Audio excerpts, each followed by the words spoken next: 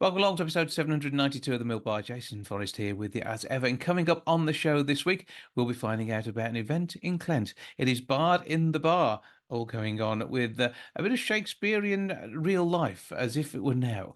We'll be having a bit of a chat with Fiona Whitehouse about a charity event she's got going on with Support 81 Wolverhampton. Neil Redding let us know what's happening over at the Arena Theatre as we head through their summer into autumn period. The same goes for Keith Harrison of the Gatehouse in Stafford. Keep us up to date with what's going on right the way through to Panto. Effects superstar Matt Irvine will be joining me for a bit of a chat about his work and his books too. We'll be finding out about National Dog Day, which is the bank holiday Monday, and how you can keep your pets entertained with the help of Rory the Vet. We'll be having a chat too with Sarah Jenkins, looking back at the GCSE results day. She is the COO of Saatchi in London, so we'll be hearing from her. And we have got music for you too. We'll be hearing from Omari Banks with his latest music release ahead of his gig in Birmingham coming up on the 30th of August.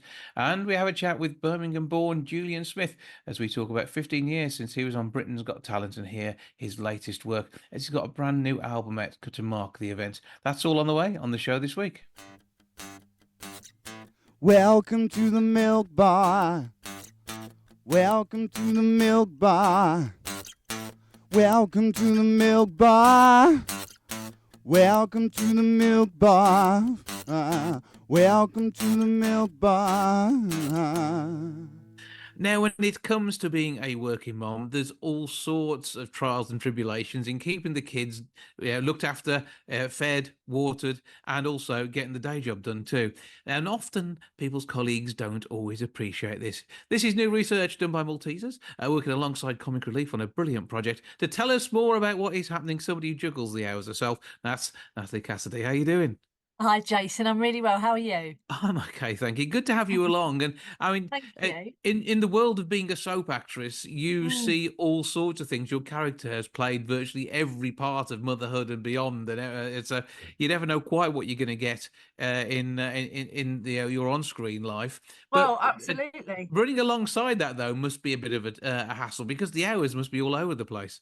Well, they are, and also, at the moment, I'm working on a lot of other things. So I've got my own podcast, Jason, called Life with Nat, which I do from home, but that's twice a week, which is very, very busy to organise, etc. And I'm also working for Channel 4 at the moment, doing a presenting job.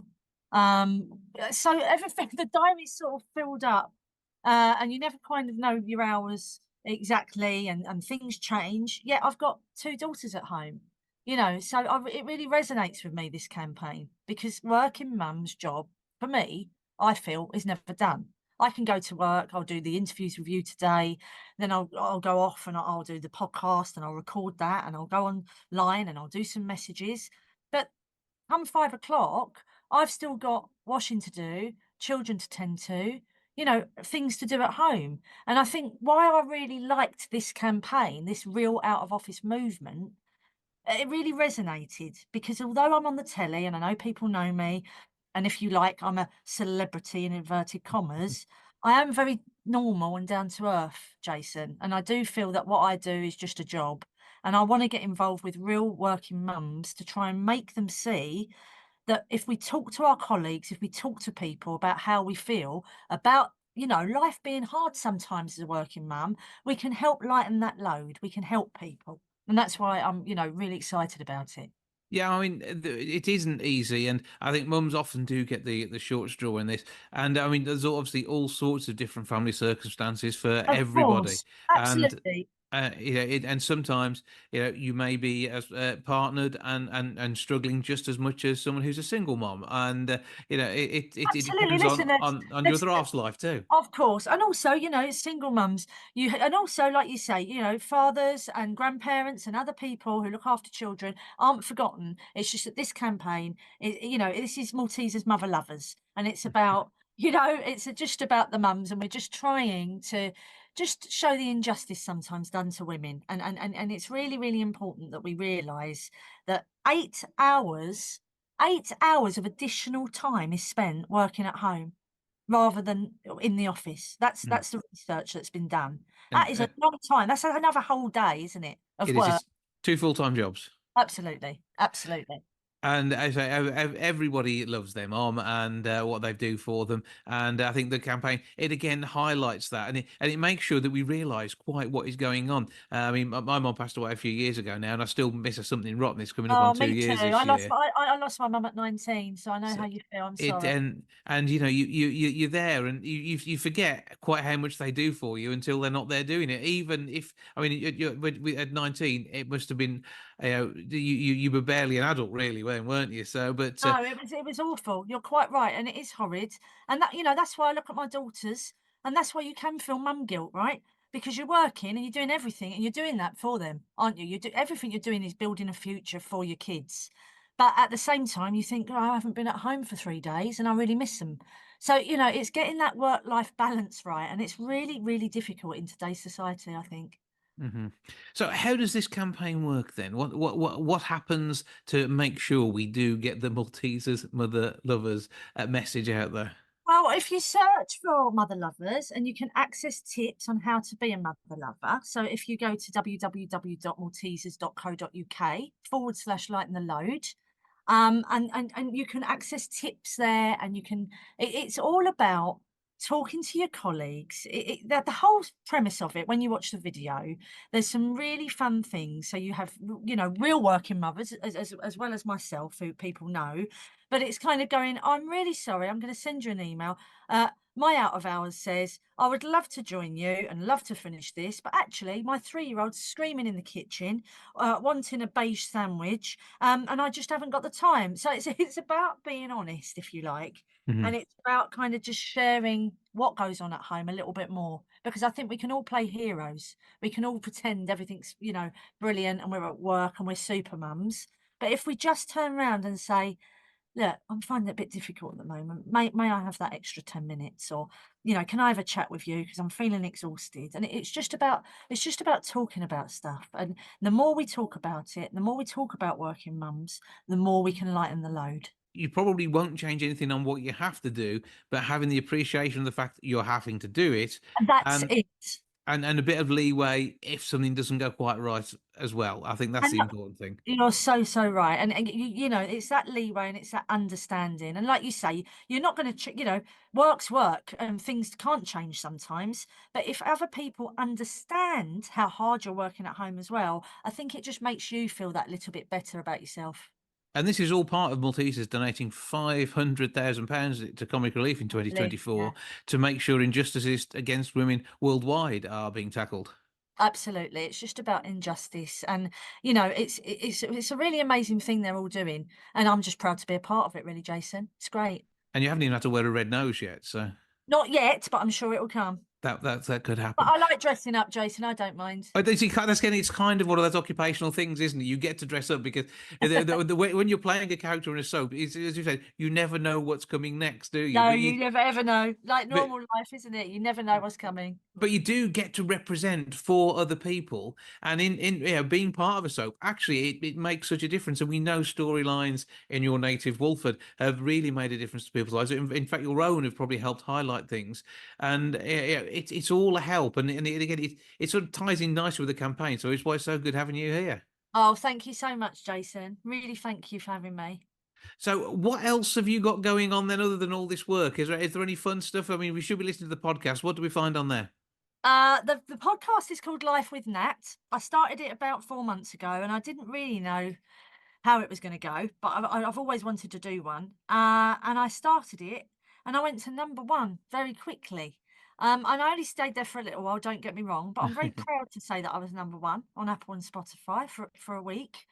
And it's about me and my life, and I'm just nattering away, really. So, again, there's no airs or graces. I chat about the normal, everyday things. I talk to my partner, Mark, my fiance. My kids appear sometimes. This week, my brother Tony was on. We were chatting about different things.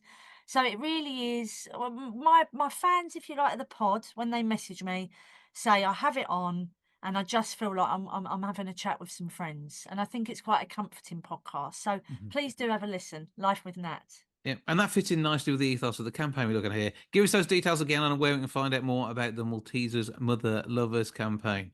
Thank you, Jason. It's www.maltesers.co.uk/Lighten-the-load.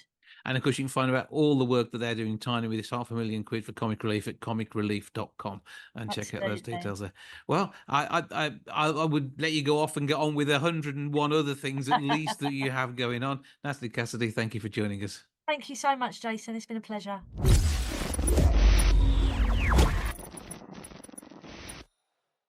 In Clent, on the 13th of September, there's going to be a bard in the bar. David Pearl's bringing this chap to life. You might have heard of him. Shakespeare, I think, is his name. We've got Michaela Revel-Maton and Coralie Hudson, alongside Mark Snedden joining me as well, because they're all involved in the shenanigans. How are you all doing, gang? Good, thank you. Nice Right, to see you. Well, that's nice to talk to you. Let's talk to the bard himself, though, first. I think we should put him on the spot. How does it work with your bard-like behaviour? Because we've already been warned there's going to be blather, education and smut. Well, yeah, Jason, I try to bring to life a little of what the Shakespeare might have actually been like in real life. He, Ben Jonson and Kit Marlowe were very heavy drinkers. They were playboys. Their jokes were outrageous. Their violence was terrible, and his sense of humour was fantastic. And I try to imagine Shakespeare as what it would be like these days. I show people around Stratford as it, naturally in a family-friendly environment. And I did an ad hoc one, just spur of the moment last April. Right, let's do an adult version in a pub. Let's have an audience who are drinking. I'll give him the full Monty, one actor's interpretation on what he might have been like. It went down lovely. So I've got this lovely team with me now who are going to polish what was a very somewhat improvised performance and polish it into a bit of a night for people. But I'm trying to keep the spontaneity of it, a chat show format. Okay, so chat show 4. I mean, we always wonder what Shakespeare would have like had he been writing for TikTok or similar, wouldn't we? So absolutely, yeah. What films would he like now? What sense of humour be like? Of course, he loved because he wrote about love and beauty because we've all experienced love and beauty. But most of his plays are very bloody, and I'm not swearing, and very violent. And the jokes are wow, they put the Carry On films to shame, don't they? They're a little bawdy in places, and yeah. And there's some choice use of language which is there to surprise people too. I think of one scene in The Tempest which involved a lot of horse urine. But there's all sorts of things that can be pulled from his many, many works. So let's see how the rest of the team line up then. So we're in chat show format. Michaela, what happens with you? So I'm one of the performers. So I'm a guest appearance. So if we were doing, what's his name, Graham Norton, I'm a bit of a guest appearance with the Graham Norton show. So my background is very much theatre, and I worked with the Royal Shakespeare Company many, many, many moons ago. So bringing some of those performances to life, actually. So David, as the bard, is talking about his life and these wonderful plays that he's written. But actually, to see those performed in the actual moment without having a stage and a set and all the rest of it, is just bringing a bit of a tidbit of what this would look like. So my job is to tidbit people. Do you have a character name though during the show? Yeah, so we have performances during the show which we break into, but I don't want to give too much away because you're teasing me. That's what's happening. You're teasing me now, aren't you? I'm very much teasing you.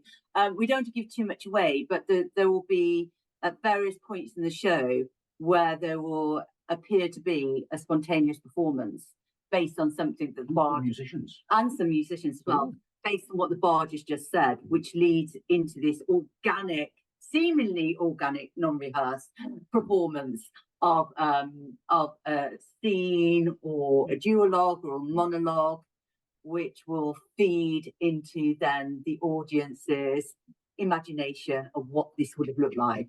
Okay, I'm going to press Coralie now for some more clues, and I don't think I'm going to succeed there either. So, where are we going?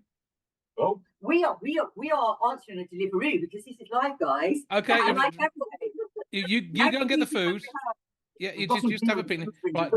Okay, Caroline, have you ordered something exciting for the delivery driver? No, we won't go there unless you have.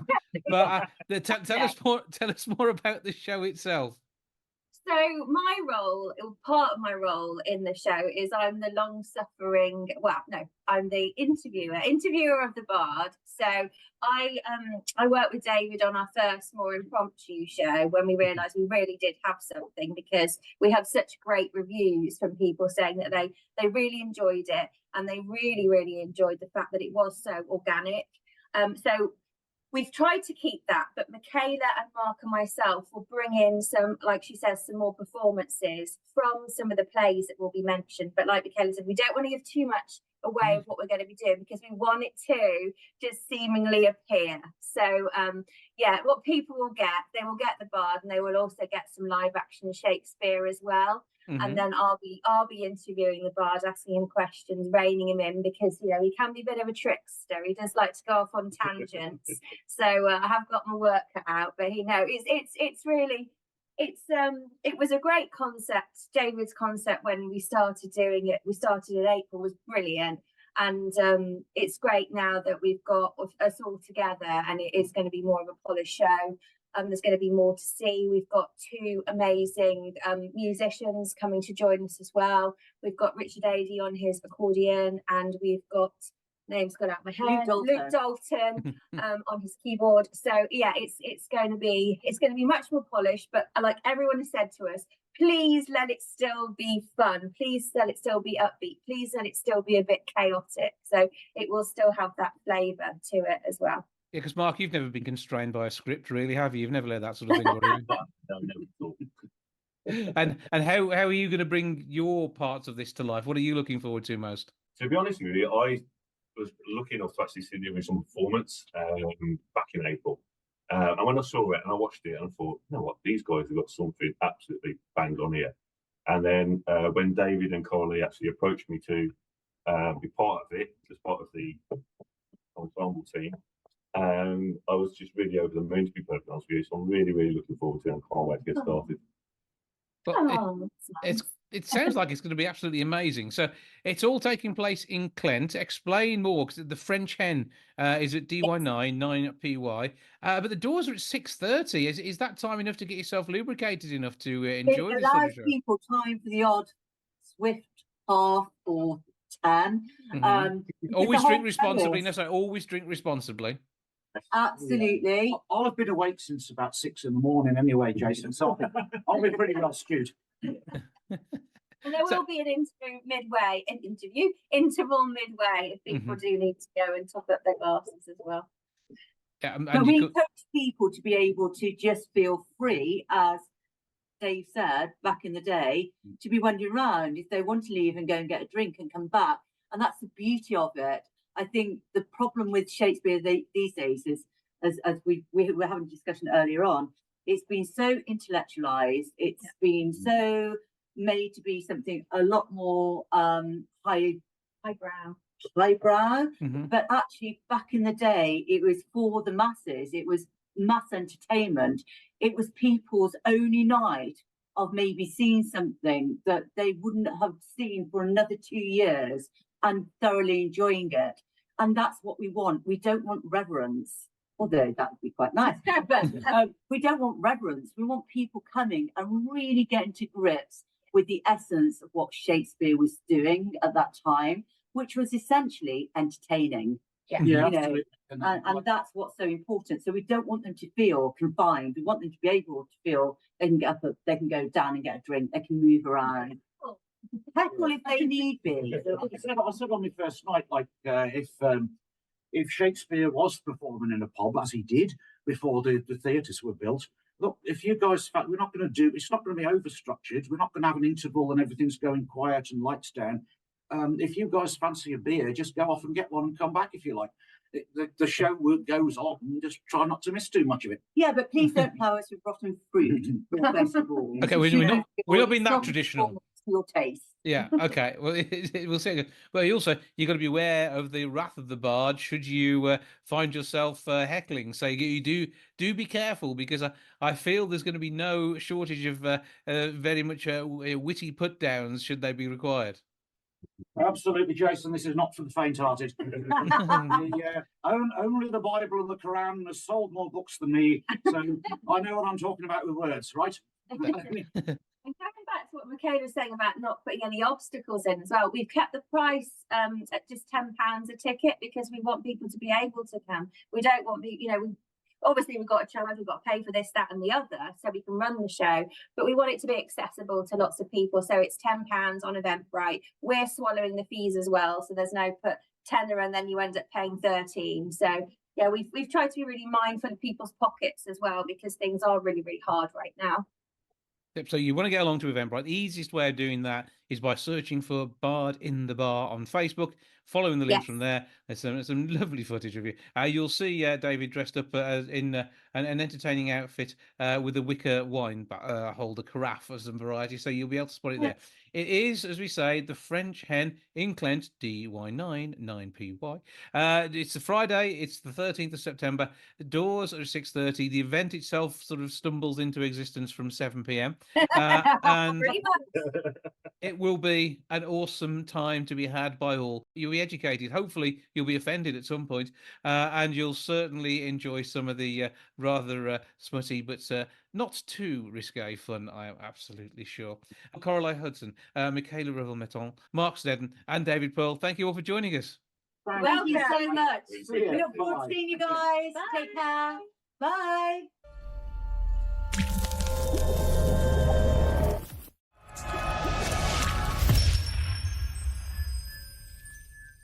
Now, it may have been his cricket that first of all caused Omari Banks to travel the world playing for the West Indies. These days, it's his music that sees him heading off around the globe. He's visiting Birmingham on the 30th of August at the Artem, and he joins me now to tell me about the trip, the music, and the rest of his world. How are you doing, sir? I'm good. How are you doing, my brother? Oh, good here, thank you. Now, obviously, a trip to bring some amazing Afro beats to Birmingham sounds like a great thing to do. Brilliant music, and but a million miles away from where most people first heard your name.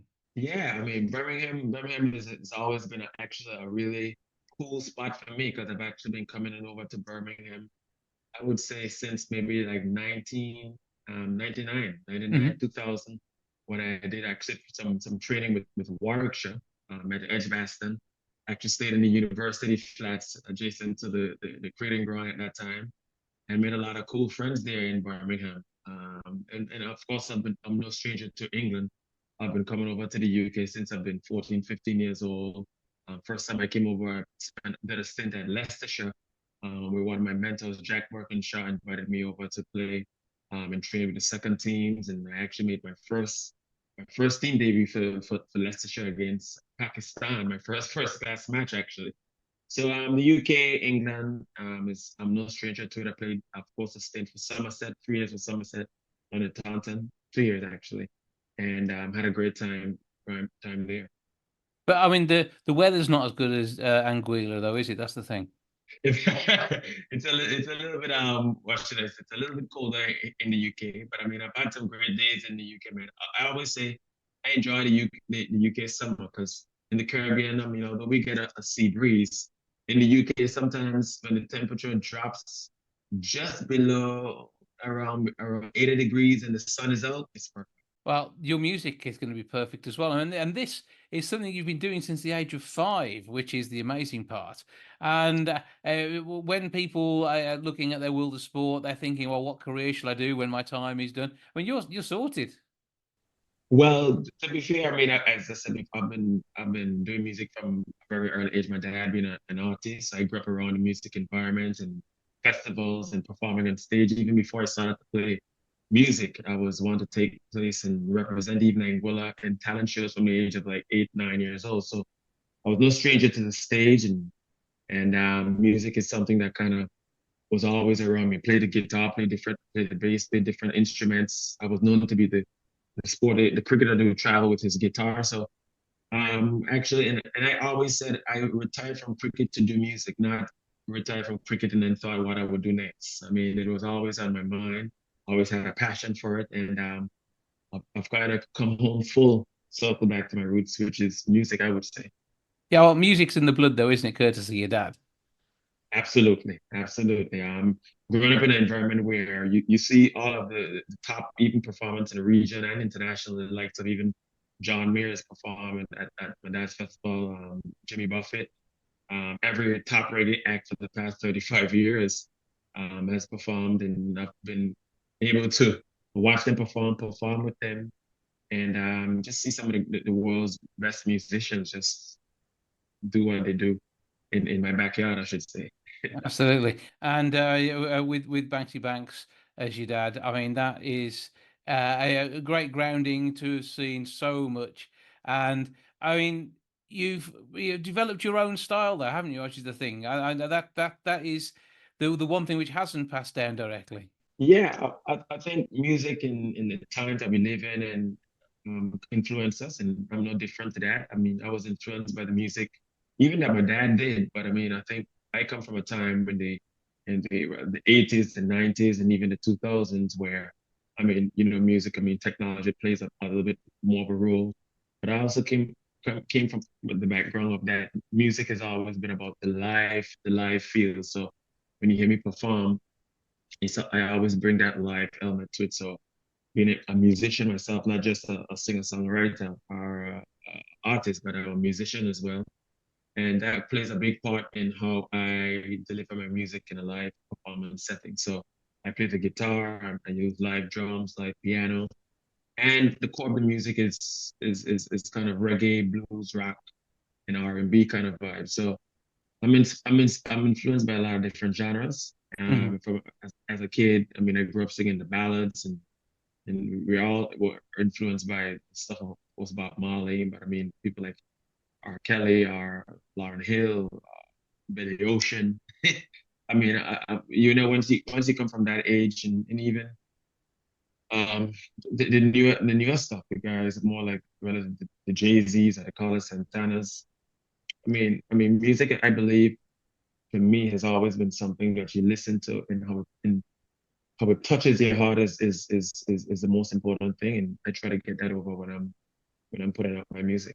And when you are traveling, and when you say you've got 3 gigs in the UK, the first of which is in Birmingham on the 30th, when you are traveling, I mean, do you bring musicians with you to play alongside you, or is it effectively a solo night, or have you got local musicians who you travel the UK with? So yeah, so I'm actually on tour in the US right now, and I've worked with musicians who I've worked with for the past 3 to 4 years over here in the UK.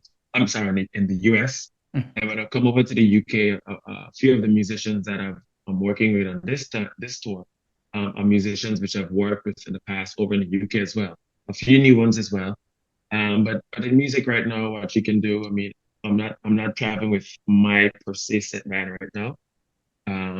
But what I'll do, I'll send the music over to the musicians in the UK. We'll go through a number of rehearsals when I land in the UK, and then we'll get the shows done. And yeah, hopefully this is the beginning of a beautiful relationship, not only with the musicians, but the fans over in the UK and over here in Europe, to get involved and get in touch even more with my music. And you've got some studio work you've been doing. African Identity is the single that's out now. Tell us a bit about this one. Yeah, African Identity is a song which I wrote actually about maybe 4 or 5 months ago, and it was inspired by the local summer festival, which is in Anguilla, the Carnival celebrations. Anguilla being a British overseas territory, and yeah, we've been celebrating 50 years of Carnival. Carnival, of course, is the celebration from the emancipation from slavery, and I wrote a song in celebration of that. It's about us as a Caribbean people, Anguilla people, understanding our roots and the roots of predominantly Anguillan people are of African descent. And that's what the celebration Carnival is about. So I wanted to contribute to that celebration by creating a song which is called African Identity. And I've been recording quite a few of songs. I've got a new album, which I'm not ready to say the name of that, which will be released in 2025. We haven't set the date as yet, but I'm really excited for the release of that new project. I've got some really cool international collaborations which will be on that project, and I'm just excited to really share with the world and definitely the UK my new music. It's been a couple of years, I think since 2018, since I released a full album. So it's about time now, and I'm excited to be releasing music soon. So you've got basically the whole package, the album on the way, the single out now, the fact you're touring the US initially, onto the UK in the next week. The 30th of August, it is Birmingham at the Artem. And this just means we need to know where we can get you the music, the tickets, and follow you on the socials so we can see the world as you explore it. Yeah, absolutely. Well, right now you can follow me on social. Instagram is Omari Banks Music. On Facebook, it's Omari Banks. My webpage is www.omaribanks.com. The links to the shows in the UK, you can go over to my Instagram. I've got Omari Banks link tree there where you can click on that link and you can go straight to to the links and get your tickets, and you can come to the shows and have a good time, and we can say hi and we can take a few pictures and all that good stuff. So I'm just looking forward to coming over to the UK. It's been the first time in about 3 or 4, or probably a little bit more than that, maybe 5 years. I've been over there, and I'm just excited to get in touch with not only just my fans, but friends, which I've known for so many years. Well, we'll be glad to welcome you back to what's effectively your second home. And you can enjoy your time initially in Birmingham, then heading off across. I think we've got Bristol. And where's the other one? You're also in London as well. So you're up and down the country. Absolutely. I'm excited. To be coming back over. I'm here in Virginia now. I do a show on Sunday and then fly over to the UK on Monday for rehearsals and touch base with my fans and friends over there. Well, have a brilliant time doing it. Enjoy your time on the road and being back in the UK. Omari Banks, thank you for joining us. Love and respect, my brother, all the time. For we culture, we celebrating 50 years, African identity. Once a year, riders jump around and play mass in the street. Yep, it's that time of year. Said master set me free. People from near and far coming down to see we culture. We African heritage. Yes, we must remember. So come all a vibe. Sexy gal bust a wine. You're moving out with your tribe like before colonial times. I used to talk and say why they behaving in this way. But when I hear that song play, the spirit Lord is take over me. Hands in the air, it's 50 years, he's celebrating. Push back your hair, it's 50 years of jubilee morning. I don't care about no politics, them all is the same thing. So let music play, we come to rave all through the valley. Humde, humde, humde, humde. We celebrating. Humde, humde. African identity. Humde. Yo, we have not always been at times on the same page, but we must strive for this, cause it's the only way. So follow me from the roundabout down to roadway, watching the boats coming and jamming behind a shade.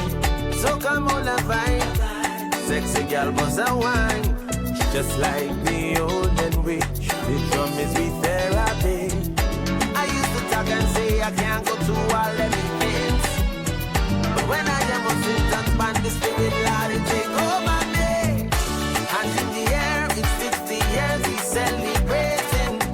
Push back your hair, it's 50 years of jubilee morning. I don't care about no politics, them all is the same thing. So let music play, we come to rave all through the valley.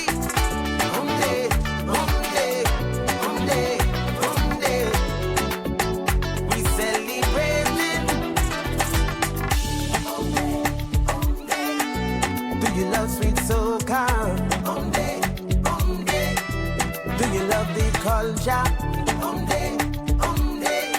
Remember your ancestors. Every time you whine and you feel it, you rubber energy. Oh, daddy, daddy, da. I still remember Rockstar Band 97, the Road March King.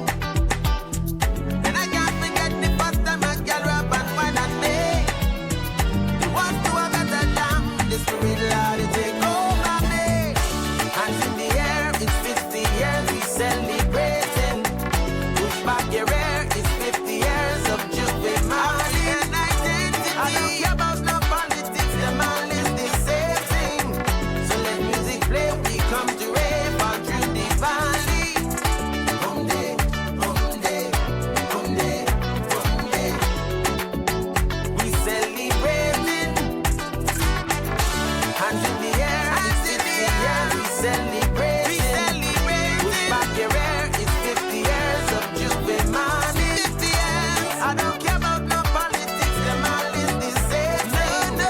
So let music play, we come to wave our true divine African identity.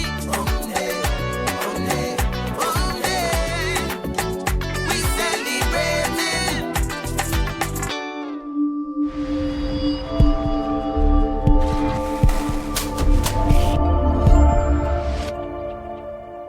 There's somebody who wants to give back to some of the organisations who've helped her during her cancer treatment is Fiona Whitehouse. She joins me now to tell us about a bit of a do. How are we doing? Hello. Yeah, I'm all right, thank you. Good. And now I have to admit, whenever I see you, hang on, is that Fiona? She's got different hair to last time.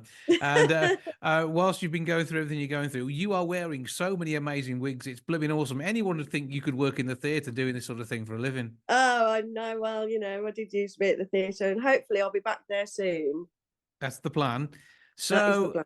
yeah, I know you had a couple of glitches along the way, and you're still working on getting your health to where it should be. Yeah. But this isn't Yeah. stopping you running an event to raise funds for some of those brilliant organisations who've helped you out so far. Yeah. So the two charities that I really want to give back to is the Christie Hospital in Manchester. They are a cancer hospital, and they are one of the best hospitals in Great Britain. They obviously, it's a cancer hospital, but it's half NHS, half charity based. So obviously I wanted to give something back to them because they did an amazing job on my operation last year. And then also the other charity I want to help is Macmillan, because they've helped me a lot with counselling, wigs, sorting money out, sorting a lot of problems out that you have to deal with when you've got cancer. Yeah, because it's more than you could ever possibly imagine going through this. Yet you have been so strong and battled through where we've got to so far. I know things have, as you said, have been a little bit up and down, and you haven't had the greatest updates recently, but that isn't the end of the story, because you and the team are not going to let it be that. Yeah, but also as well, it's not just me as well, because obviously there's lots of families going through exactly the same and affecting families throughout, everyone, and they have to deal with it as well. And it's not just the person who's got the cancer, it's the family around you that have to deal with things as well, and it's hard for everybody. Absolutely. But fun events, raising funds and helping those who help is a great way of not only distracting yourself from it while still realizing it's all going on, but also allowing everyone else to have a brilliant time too. And the Ready Eddies live at the Fort at Penn Road in Wolverhampton is going to be an absolutely phenomenal event, isn't it? Yeah, it's going to be on the 7th of September. I've got lots of things going on. Obviously, I've got Dazzy White and acoustic duo on first, then a bit of a break, and then the Ready Eddies. And I've got like a tombola. I've got a raffle with some amazing prizes. I had to have to look at my list because I can't remember them.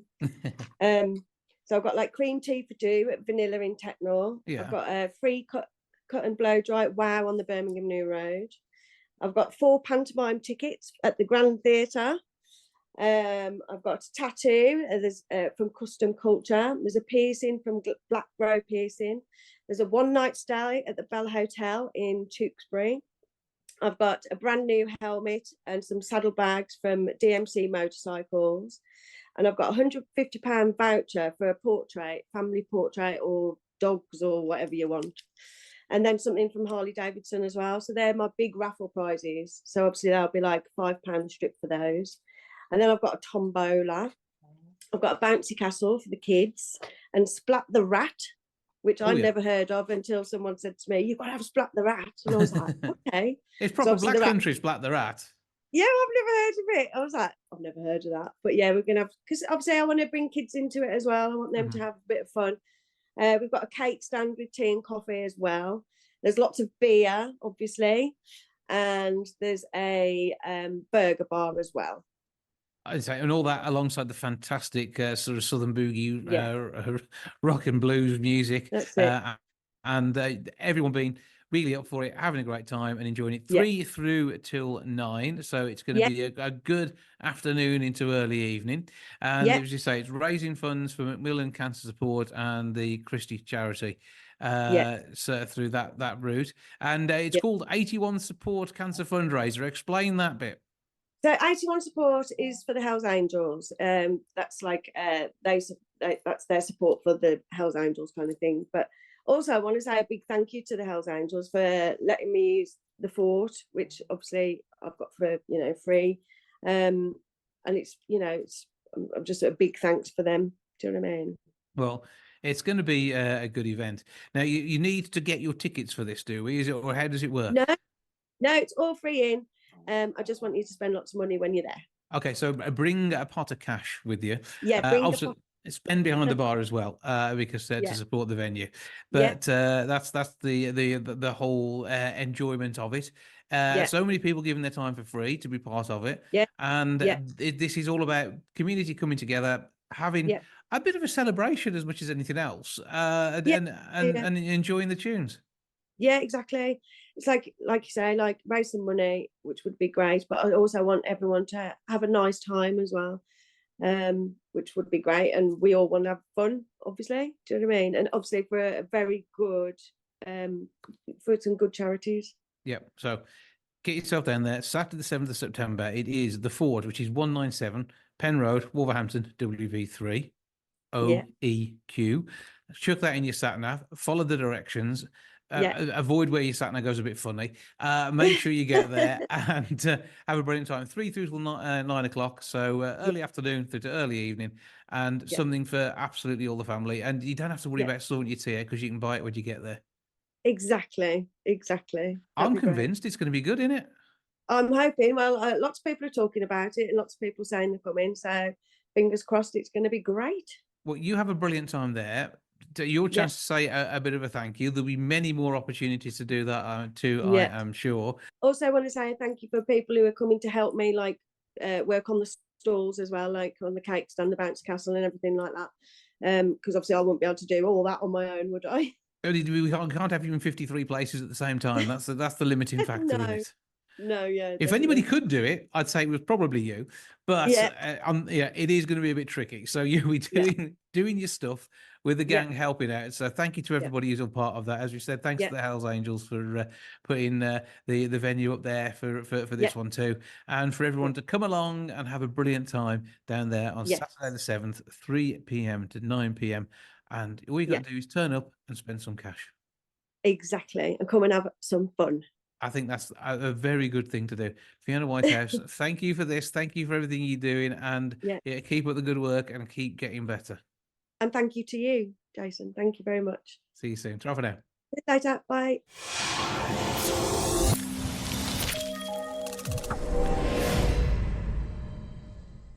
There's an exciting new season ahead at the Arena Theatre, bringing magic to the stage in the heart of the city. Neil Redding is here to tell me what they have going on. Hello, sir. How are you? I'm good. I hope we find you well. You do. You absolutely do. Yeah, enjoying this late summer that we're getting. It's all a pleasure. Now, as it goes, the joy of seeing things on stage continues, and it all sort of gets going in a week or two's time with the madness happening. Now, you're not a theatre. The tradition does a panto, but there's still loads of great stuff coming up, isn't there? Yeah, absolutely. We're really excited for the autumn season. We think we've got a really, as always, a really eclectic blend of programming for the audiences and hopefully something for everyone. All leading up to our Christmas ghost stories, which we've got a little bit of a change of format this year, but still hoping to give people a few chills just before Christmas. And that works absolutely every time. I mean, it's just so good to see the talented cast that bring together, and an in-house production again, though, I take it. Yeah, absolutely. So we're making a few changes this year. We're going to do we normally do 2 plays. We do 2 one-act plays, but we had a bit of a sit down with the writers earlier in the year, and they both wanted to do something a bit bigger. So they're going to work together and write one longer play. So we're doing number 13 by M.R. James, which ghost story aficionados will be well familiar with. And so we're doing that as a solo play. It'll be longer than we've done them in the past. And we're also going to do a modern day adaptation. So our previous versions have been new versions, new adaptations, but we've kept the sort of Victorian original setting. This one we're going to set in the modern day as well. So those are the plans, and that will come to audiences towards the end of December.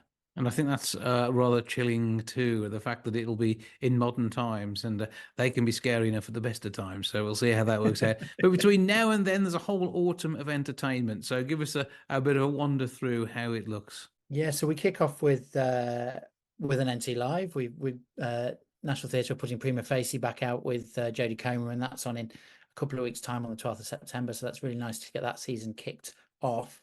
1448, which your viewers and listeners will be well aware of, sees out September. And then through October, we've got a really nice lineup of different shows and different things. We've got a show called 1/10 Human, which is coming to us, which is a sort of bringing together of science and children's theatre, a company called Curious Investigators who are bringing us that. And that's on the day after Adventures in Science. Those visitors to the arena who've been to see Morgan and West before, the magic duo, they are now going their separate ways, and Mr. West will be bringing us Adventures in Science. So for youngsters who are interested in science and technology, but also you as well, I think that's there because you like that sort of thing. Yeah. Absolutely, 100%. Yes. So that we're really excited to have that in the middle of October. We've got Undermined, which is a solo play about the miners' strikes. So 40 years this year since the height of the miners' strikes. So a lot of work around the country, sort of commemorating that passage of time. And Danny Mello is bringing us his show Undermined, which will be really great. As well as Macbeth by Candlelight, which is one to just test the nerves of the technical team more than anything else, who are always nervy when there's fire on stage. So lots and lots of candles is one to keep them key. And then Frankenstein on a budget as well. And anybody who saw War of the Worlds on a budget a couple of years ago, this is Lamp House Theatre, the same company, doing Frankenstein on a budget, and those shows are amazing. They've got a real kind of fringe festival quality about them, and that'll be with us towards the end of October as well. As we move in towards November, we've got some real treats because a couple of our associate artists are bringing us work. So Dave Pitt will be bringing his show A Battered Chip on My Shoulder on the 9th of November, which is his one-man show. And I've not seen it for a while, but I saw it when it was in development, and it's a phenomenal piece of work. Those who know Dave and have followed Dave's career will be very excited to see what he's doing. And it's a really interesting show about what it's like to be a working class artist, trying to survive in this world and in the world of the arts, and it's a really fresh take. And Jay Patel of Jay Patel Dance will be bringing his new work, which will still be in development stage at that point, but there'll be a work in progress sharing towards the end of November as well, which is really exciting. And then lots of the usual. Black Eyed are bringing us a version of Dracula. Audiences at the arena will be well versed in seeing Black Eyed's work over the years, and there's a matinee for schools on that one as well. And then just the usual blend of things that you wouldn't sort of expect to see in traditional theatre buildings that we're bringing. We've got a really special performance on the 15th of November, which is being brought to us by Suit, who are one of the local addiction recovery charities in the city. And they found using art to help people who are recovering from addiction issues has been really helpful. So they are bringing a cohort to perform at the arena as a kind of celebration of their recovery and them using art as a way to sort of boost and help their recovery. So we're really excited to be supporting them on that as well. And that's in November, and then we're into December, and once we're there, it's ghosts aplenty. And I love the fact that it is not only a Christmas tradition, it's now an arena tradition to have a ghost story. And having met the cast on a couple of these, I hope to do so again. I must catch up with Dave about his show as well, so we can talk a bit about that, so we can find out more in depth and make sure that the people who didn't know about it or didn't understand the title, because Chips will not be harmed during his performance, can get an idea of what is going on and see even more. But I mean, the arena, as always, is sort of just another of the jewels in the crown of our city. And unless you've been, you really haven't experienced the arts in our city. Oh, absolutely. I mean, we're really proud of what we do and the way we support the community, and we try and program a series of shows that is right for the people of Wolverhampton, is things that people want to see, and certainly our ticket sales over the last year have proved that out. We had a really successful year on box office last year, and we hope to continue that. And there's some really lovely work out there, and we do everything we can to make sure we're still bringing it into Wolverhampton, on top of all of our other work. Our amazing youth theatre, who are doing incredible shows, our holiday activities that we're running, the work we do with the community with Mosaic Theatre Company and all the others. And just before the Ghost Stories on the 11th of December, we have our annual Festive Frivolity show, which is the opportunity to see representation of all the other things we do in the community and in the across the city and beyond, kind of come together and celebrate all that work. So the drag queens from Out of Yao Been Dragged Up come along.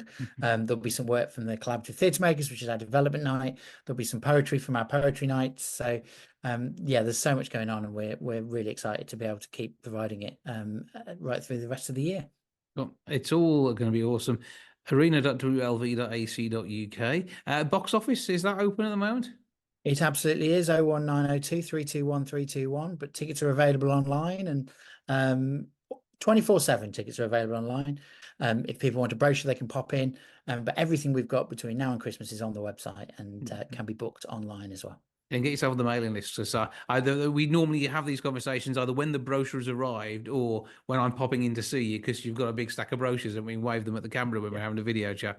But that won't be too far away. So it will be with you soon if you're on the mailing list. If not, go and grab one. But meanwhile, you can find it all at arena.wlv.ac.uk. Check out the website and enjoy the magic that the Arena brings to the stage with the help of Neil and the team. Neil Redding, thank you for joining us. Always a pleasure, Jason. Take care.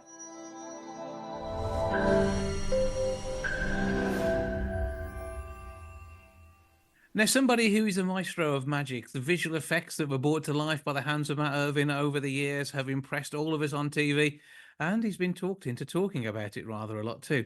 He's now putting a number of books together. Apparently there's always a new one on the shelf, and he joins me now to chat a bit about his world. How are you, sir? Fine, Jason. As good as can be expected. Which is all we can hope for in this day and age. Now, you are somebody who's popped up on my TV screen pretty much all of my life with the work that you've done in the world of visual effects, the likes of Swap Shop, Going Live, Saturday Superstore, all featuring things that you've done and talking about the stuff behind the scenes. As I say, you've talked a lot about Doctor Who behind the scenes as well on multiple DVDs.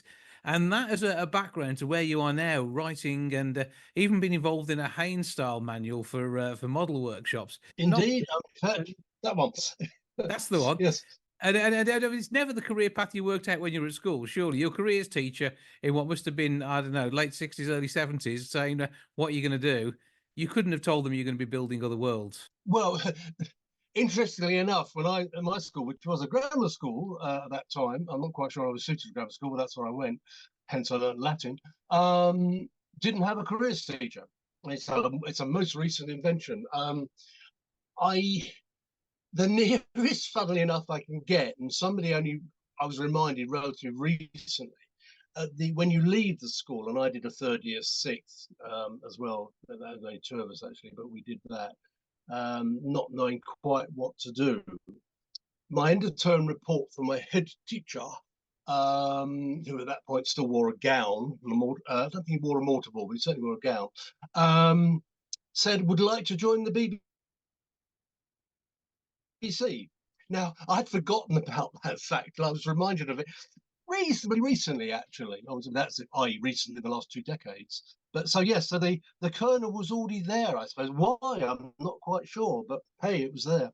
And I joined the BBC. And it started out working in still photography, but then moved into the world of special visual effects. And whether it be spaceships in Blake 7, some of the things you did for Tomorrow's World to help document the future, or even the excitement that you got to add to The Sky at Night. I mean, what an amazing place to be. All that are working alongside Doctor Who as well. So, time traveling was your thing. Well, I suppose so, but I literally did fall into it. As you say, I did stills originally. I worked for television news as my first job. I joined the BBC and then work out what you want to do. And it was at the time of Apollo, and I did do a few models. I don't know. Hey, cast your mind back. Apollo 12, Al Bean, who was the lunar module pilot, managed to point the camera, which of course the old Vidicon tubes, none of this modern digital stuff. Mind you, they would have just the same problem actually. He pointed it at the sun, and of course it immediately burnt the tube out. So I remember for news that night, they'd got the sound, microphones were fine, but they hadn't got any pictures. And I'd gone home and totally unofficially, I'd mocked up using an Airfix lunar module and things, and they landed near the unmanned probe Surveyor 3. And I mocked it up and photographed it with my old Voigtlander rangefinder camera. Forget digital SLRs and things. No, this is a range. So you had to line it up with it and measure it and things, forget auto focusing. And did the photographs, and I think we used 14 on that night, because then we put the pictures, and of course they played the real sound over the top of it. Interestingly, when we got the final pictures back from Apollo 12, I actually got the relationship between the lunar module and Surveyor pretty exact, and the crater it was in. I'd like to think, yeah, I had insight into that, sort of, but no, it was pure luck. And okay, I know a bit about astronomy and how things would actually plan out, but it actually, in fact, it matches pretty damn close. But I mean, after all of this, adult side of the grown-up side of science fiction, the like, and documentary programs, into working for quite a few kids' TV shows as well. I mean, the magic that made Rent-A-Ghost happen. And if you look back, I mean, we're looking at 74, 75, 76, and the chroma key in then was phenomenal compared to some of the mess you see on screen these days. Yeah, it's funny. I thought I knew you were going to mention Rent-A-Ghost, because it's interesting actually. Rent-A-Ghost always gets quoted. I mean, you expect the Doctor Who's, the Blake 7, the Hitchhikers wanted to be cult TV. So's Rent-A-Ghost. So much so, there was talk of a Hollywood movie of Rent-A-Ghost. I don't think it got any further. It didn't get greenlit. It certainly hasn't come out. But you think, well, hey, this is a standard BBC Kids program, although it had a lot of adult type themes within it. And Hollywood want to make a movie on it. They never said that about Blake 7. Well, as far as I'm aware, they haven't. Have about Doctor Who, but so yeah, I mean, we all tended. I mean, people think in the effects department that, oh, we're all working on Doctor Who all the time. No, not at all. Really, if you actually plan it out, Doctor Who is actually a very small part of it, a very important part, but a very small part. We actually did do far more kids programs, light entertainment and that sort of thing. If overall as a department, like we all tended to do one Doctor Who a year, because at that point we had 6 stories, 4-parters, 6-part or whatever. Now it's completely changed. So we sort of did one every year, or perhaps every other year. Oh, here's a Rent-A-Ghost. You haven't done one of those. Let's do that. Here's I say Dad's Army. Actually, I never did Dad's Army, but I did do Are You Being Served and Heidi High. And the pilot of Hello, Hello. So I never actually did a Dad's Army, but by that time in the 70s, there was a lot of people working in the department. So yes, you probably would miss out on things like that. Yeah, because so much more of it was real. I mean, even making the Aspidestra uncle quiver in the adventure game. I mean, that's a special effect. Oh, God heavens, we've forgotten all about that. The adventure game, yes, that's the forerunner of the Crystal Maze and all those sort of programs. Never gets full credit. No, I remember doing that actually and devising all these puzzles for them to do, because they were actually generally done for real. It wasn't camera trickery. These actual puzzles did have to be worked out.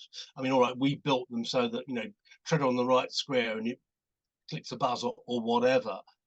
Or we had certain radio controlled devices, so if they got it right, we could operate things. But no, the contestants had to actually do things for real. And in a world before CGI, obviously, and it's amazing that when you look at what was made at the time. And I don't think you worked on Hitchhikers ever, but things like the maths that we used in Hitchhikers to get well documented must have been a thing that took place throughout a lot of television at the time.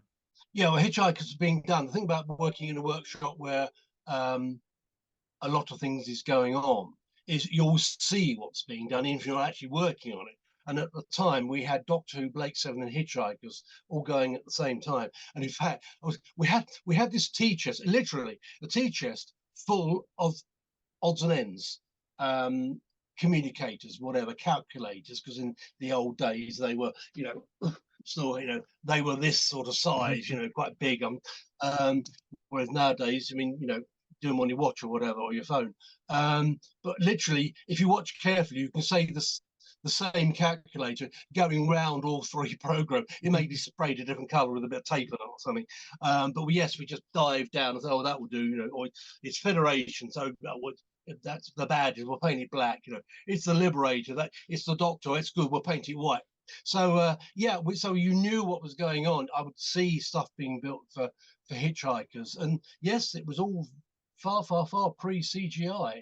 Certain amount of electronic effects, but they were very crude. I mean, great for the guys that actually did it at the time, using limited equipment, but nothing that can't be done. Nothing like what can be done with CGI. The trouble is, CGI. People think CGI can solve everything. Nope, it's just another tool.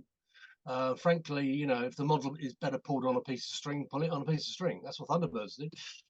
Now it's probably more cost effective to do it that way sometimes too, even though the enamel paints more fun. As long as you go, string can be quite expensive these days. Well, the classic case is K9, which of course I have a certain connection with. I did not design K9. That was my colleague Tony Harding did the design, but I got involved with it, redesigning electronics. But the electronics nowadays, they actually are pretty reliable. I've redone the electronics, 2.4 gig, Bluetooth frequency. It's what all radio control is on. It's got a Robot Wars speed controller in it. It's got a motorcycle starter battery. The three problems we had originally, which was batteries, speed control, and radio control, hopefully all been solved. Nothing else has. He still jumps about. He's got no suspension, things like that. But if the drive does break, and it did at the end of K9 and Company, the very first offshoot of Doctor Who, the Sarah Jane and K9, the Mark III version, which I did, it broke on the very last shot that you see. And but under the front there is a screw eye, literally a big screw eye. In the box of bits there is a big reel of 50-pound fishing line tied on. Pull it. He went faster than he ever does in the motor. Actually, it was at night, so right on the ground, so it's easy enough to hide. But so you're always thinking, what's plan B? The radio breaks. Can I get around this? Yeah. And like I've still got 2 lots of radio control, and it happened on one of the DVDs. He was featured in the radio system I was using, the new one, the 2.4 gig, went wrong. It was a fuse blew up. Ironically, I found out afterwards. But anyway, I still got the old 40 meg set. So quickly replug. Give me 5 minutes. Replug. Boom. Yeah, it's working again. And away you go. So it's a classic. It's a classic effects thing. Is you do this, watch your out if it goes wrong. It'd be the same. You're directing, to be perfectly honest. I want this shot here. If I can't get that shot, how can I get around it? With effects, it's like we're doing this effect. If it's not going to work correctly, can I get around it? Frankly, sometimes there isn't a plan B, but hopefully you try and build in a plan B. Yeah, because when you've got maybe 10, 20 actors all waiting on you, crew and everything else, it's got to be done in some way. Oh yes, well, I always say, I think I quote it in the effects book I did with my colleague Mike Tucker. We weren't paid for doing it right. We were paid for doing it right the first time. Now, compared, let's say, with the modern movie TV industry, that's different. You go to ILM, Lucas's special effects department in the US. They've probably got 6 weeks to design something, 6 months to build it, and then 6 weeks to film it. We got to design it on the back of a napkin. Build it in half a day, and you've got to fit this in when filming. I mean, I worked on the Principal. I was doing model shoots, say for Blake. I had to get through 6 shots a day to make it cost effective, and one day I got through none. So the next day we had to get through 12, but we did it. There is no out on that. We were so limited in what we could do within the time. But hey, 95% of the time it worked. And that's the thing. It's that 0.1% is where the human element comes in. So and that's how you make it happen. And of course, being one of the co-creators on Robot Wars must have been absolutely awesome too. Well, that was interesting. Funnily enough, actually, I got contacted by Steve Carsey, who was an old colleague. I think he was BBC at that particular point. I knew him. Didn't know him very well, but I knew him. And he phoned me up. Hey, we're talking pre-email, really. Email was in, but it was still in its very early stages. He phoned me up saying, we're doing this new program called Robot Wars. Have you heard of it? Well, actually, I could legitimately, normally you lie through things. So, of course I have. Yes, yeah. No, I actually had. The Sunday Times at that time had a back page called Innovations, which was like modern tech. It was like Tomorrow's World as a broad sheet. And it had a feature on the guy who had basically invented Robot Wars in the States. So I could legitimately say, yes, I've heard of Robot Wars. And he said, we're doing a TV version of it. You want to come on as, technical and things. I mean, I really, and me and my colleague will actually probably doing producer jobs, Derek Foxwell, who was actually far more into radio control than I was. I mean, he worked on flying the aircraft for Battle of Britain film and things like that. But between us, because I knew the TV side of it and things, and radio control to a certain extent, I think we worked well as that went. But yeah, so we went on it and rewrote the rules from the Americans. It was basically just changing imperial system into metric. I think that's all I did, and modifying it a bit. I also remember the first program we did was in the Tobacco Warehouse, which is now the Millennium Dome, or the Millennium Dome site, pre that being built. And we wanted 36 robots when we actually did the filming. We did a pilot opposite Television Centre, that's right, where the big shopping centre now is. We did that pilot, and we put around, and I said it was pre-email, so it probably had to be phone, and send a note to your friends, clubs and things like that. We're doing this thing called Robot Wars, and we had 30. I think we needed 36, and we had 33. One of which was a box of cogs. It'll be a robot. We have to believe them. They're going to build a robot out of this, and we put 3 ringers in. I think we brought them in from the States, because it was more established. Though not as a television program. So, a live event. They did it in hockey stadiums, things like that. So we did that. By the time we got to season 4, we knew, everybody then knew email was coming in, the web early stages, so people were starting, dissemination was starting, and of course the program has been out. I remember on season 4 we wanted 100 robots and 400 turn up, and I came up with the phrase, if it don't run, it don't run. Like, you bring it in, you can put the batteries in if you wanted any air, you're allowed to put that in. But then when you switch the radio on, it don't work, you're out. No, we've got 300 others we're looking at. So changed it up a bit. We did pick and choose. I mean, if it was a good team, we would, even if the robot perhaps wasn't brilliant, we would put it in. I remember interviewing, it was usually a family. It was mum, dad, 2 kids. That was the demographics. The kids, if it was boy and girl, the boy was always the chief. He was, Dad, I'm the chief engineer. I remember talking to one mum. I said, what do you do? She said, I'm the welder. You're in. So, great. We're not being sexist here, but great. The mum who was doing the welding of it, if been the dad saying I'm doing the welding, you probably wouldn't have it. But so yeah, they're in because it's good television. Because I remember one team, I won't mention any names, and they never actually fully won it. They got very hard. They had a very good robot. One guy there was really, he said, oh, this sport, you're not treating it like a sport. I said, it isn't a sport. It's a television program first.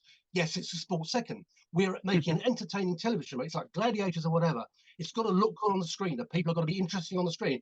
Oh, yes, then we want good robots. I think that's part of it. But the main thing is, does it make good television? And overall, I think it did. It ran its course, I think. I mean, I know it's tried to be reinstated a few years ago, back on BBC Two, but I had nothing to do with it. Derek had nothing to do with it. And Farmers Aware, none of the original Roboteers had anything to do with it. But it came and went. But now the world of books, we've already mentioned the Haynes Manual model building. There's an array of work you've got out there. Where do people find all of this, and where can we explore your written word? Well, I suppose, look at my Amazon page under Matt Irvine. It does exist, or go on my website, www.mattirvine.com. Matt Irvine, all one word, got my own domain. Go to the books page. They're all on there. As I said, I showed to the video side of things, that particular book. One of my most famous books is that, which lists all spacecraft models, Creating Space. That was published in 2002. I'm doing the update of it, which hopefully will either the end of this year or next year. But then, you know, I do other modelling books. This is Lost American Projects. My colleague, fellow the VIS, Dr. David Baker, who worked for NASA at the time, he's British, who worked for NASA, came up with the idea. So he wrote introductions to it. This is building projects that NASA planned but never built, you know, so you can use existing kits. Here's a shuttle version, you know, hey, go and get the ethics or the Revell kit, and then you can make this one that NASA actually never built. I'm also into car modelling. I've done 3 books on car modelling. It's invent. I suppose it does what it says on the tin. It's scale car modelling. So I mean, not the most exciting of titles, but it does tell you what it's doing. And there's equally scale spacecraft modelling. Again, it does what it says on the tin. Perhaps the best one known I did with Mike Tucker. We did the book, or the definitive book of the BBC Effects Department, called Imagine. Actually, Mike wanted to call it Cause and Effect, which we thought was great. No, the publishers, unless you're Stephen King or J.K. Rowling, when you can get your own way, no, they come up, we'll call it BBC VFX. So we got BBC VFX. Okay, again, it does what it says on the tin, but we quite like Cause and Effect. Unfortunately, the book is out of print, but I think it can be found on ubiquitous online auction sites. Have a little look for that. Well, Matt, a joy to speak to you. Thank you for joining us.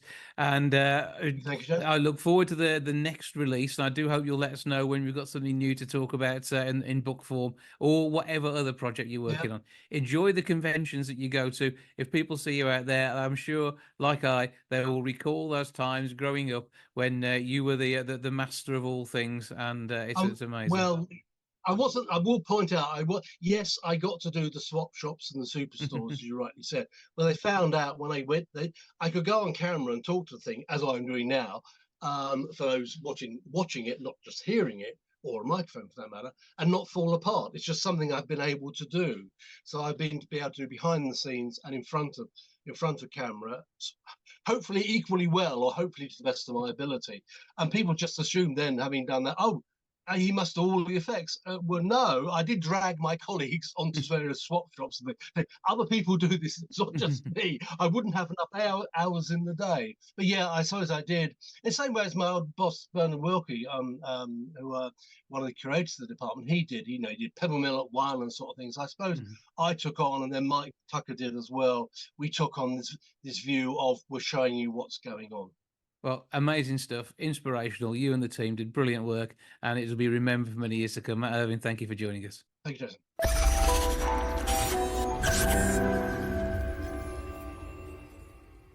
Now, somebody who is celebrating 15 years since a bit of success on Britain's Got Talent is Julian Smith, who joins me now. How are you doing, sir?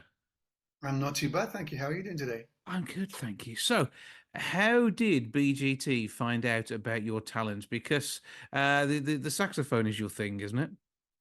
That's correct. It's saxophone is my thing. Generally, soprano saxophone, which a lot of people don't think is a saxophone. It's a stick-like looking one.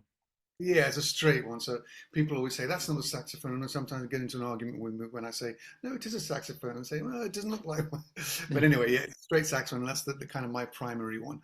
And your question was, how did I get to be on there? Is correct, yeah.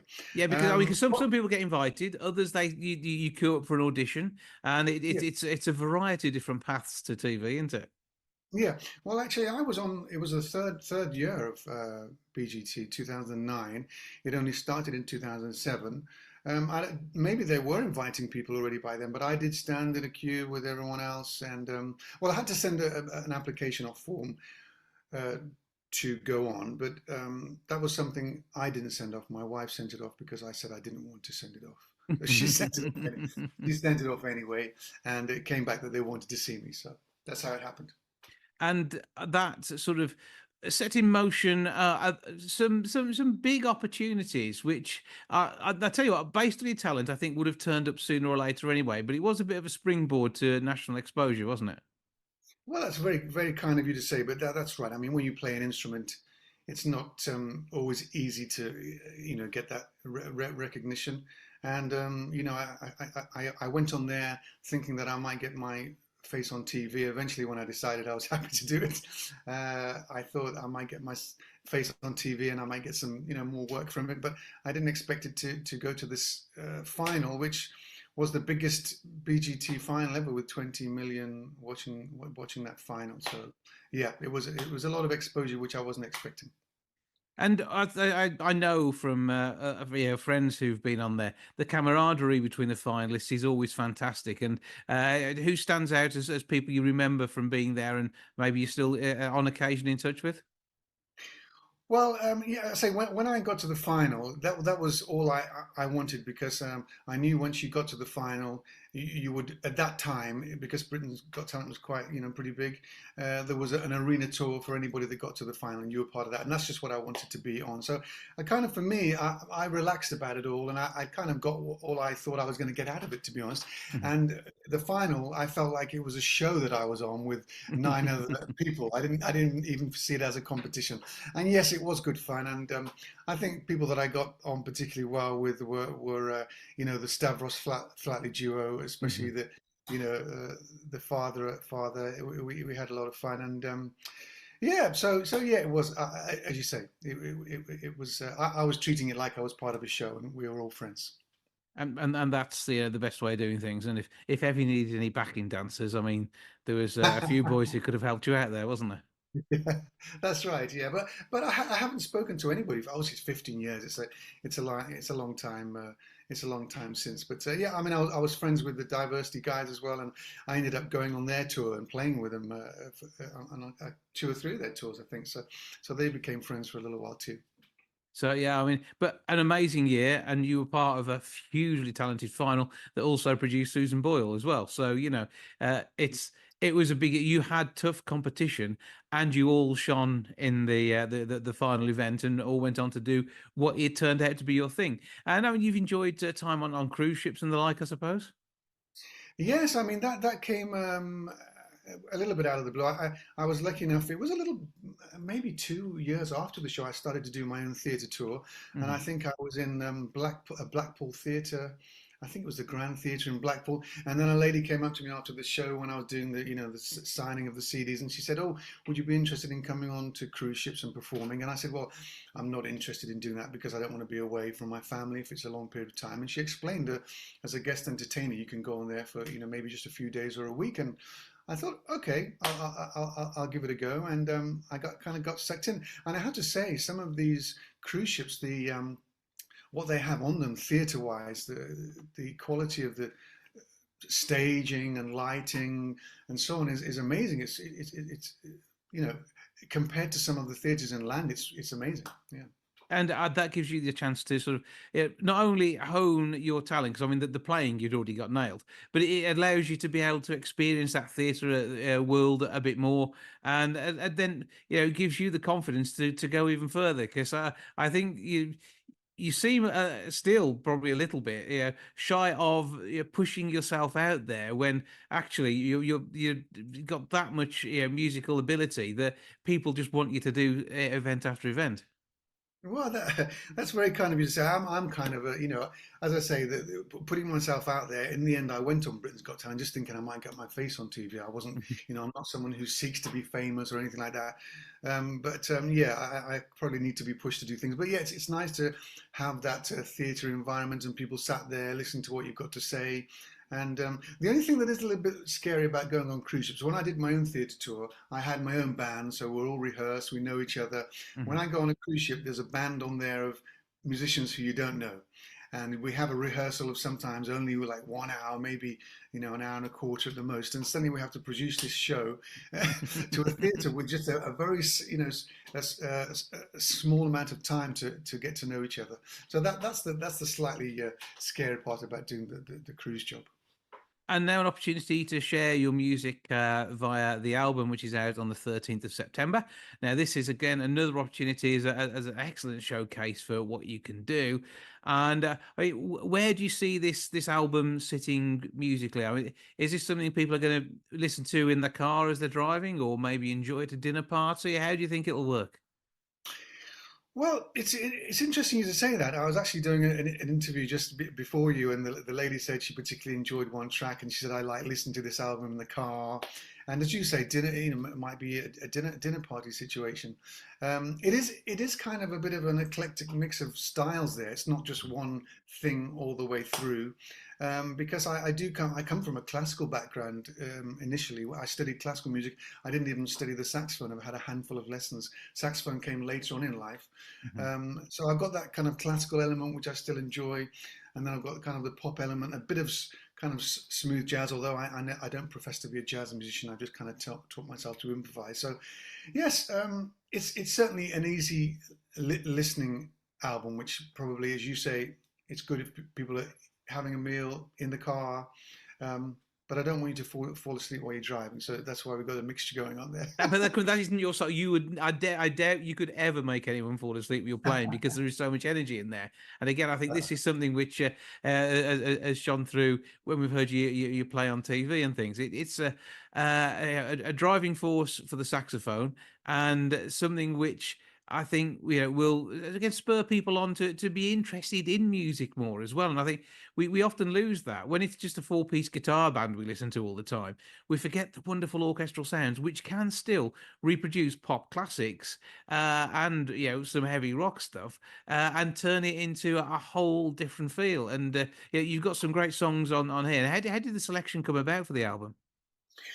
Well, I mean, I'd say I haven't calculated exactly, but it's around about 65% original music, which was born out of the pandemic when I didn't have any work and I had all this time on my hands. And I thought I'll try writing music, which is something that I thought I couldn't do. I studied performance, not composition.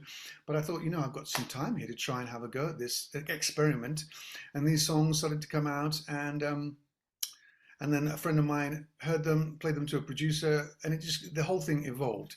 But yeah, there are a few covers on there as well. So yeah, it's a mixture. There's a couple of tracks of me singing on there. I don't know if you. I was going to get to that because singing and playing the saxophone at the same time is a neat trick. How do you do it?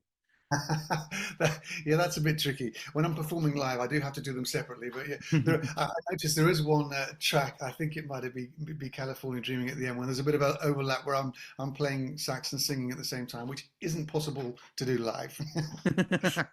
But even so, it's a chance to showcase more of your talent, and I think.